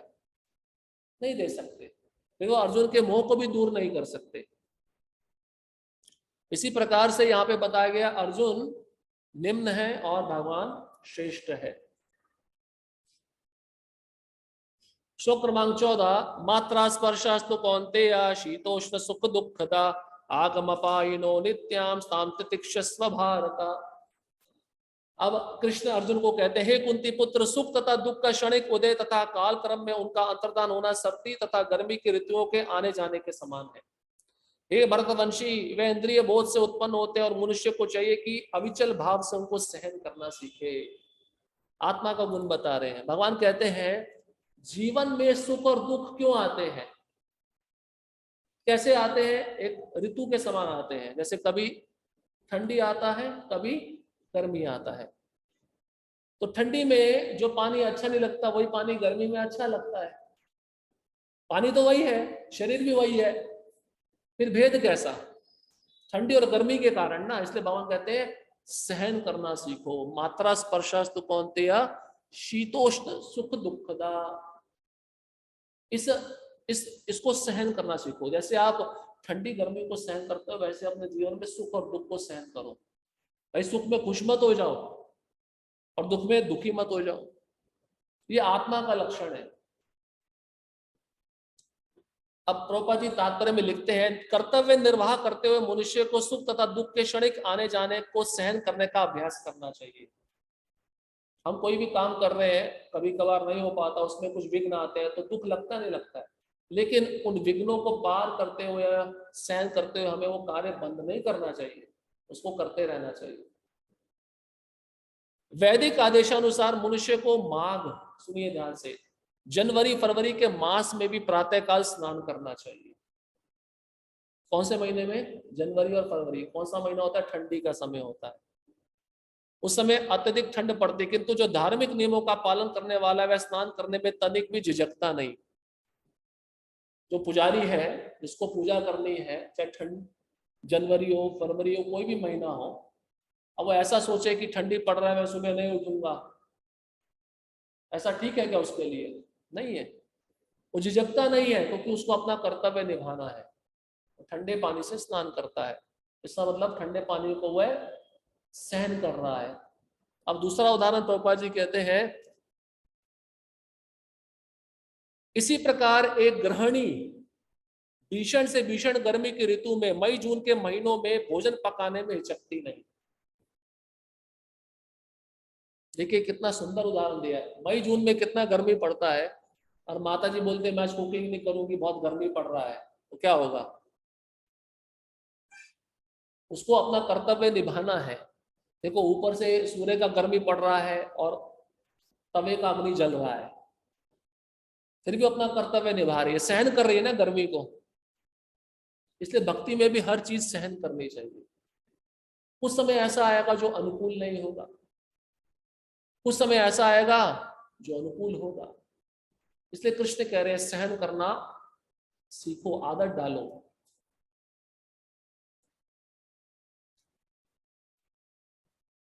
जलवायु संबंधी असुविधाएं होते हुए भी मनुष्य को अपना कर्तव्य निभाना होता है। इसी प्रकार युद्ध करना क्षत्रिय का धर्म है।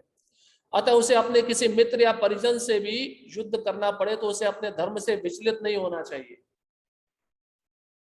अब यहाँ पे अर्जुन क्या अधर्म के लिए युद्ध कर रहा है क्या? वो तो धर्म के लिए युद्ध कर रहा है, क्योंकि उसका जो राज्य है छीन लिया गया है। तो यहाँ पे युद्ध करना गलत नहीं है, अपने कर्तव्य का पालन करना है और वो व्यक्ति को करना ही चाहिए। अब जैसे दो भाई हैं, पिता का प्रॉपर्टी का बंटवारा दोनों में समान रूप से होना चाहिए, लेकिन एक भाई चला गया, उसने धोखे से ज्यादा प्रॉपर्टी ले लिया। तो जिसके पास कम प्रॉपर्टी आया है तो उसको कोर्ट केस करना चाहिए, लड़ाई लड़नी चाहिए अब समान अधिकार के लिए। कि दूसरा भाई क्या कर रहा है, अधर्मी तो कर रहा है ना, उसके हिस्से का छीन रहा है। महाभारत में यही तो हुआ, तभी तो भगवान ने बोला युद्ध करना ही पड़ेगा। किसके लिए वो युद्ध? धर्म के लिए।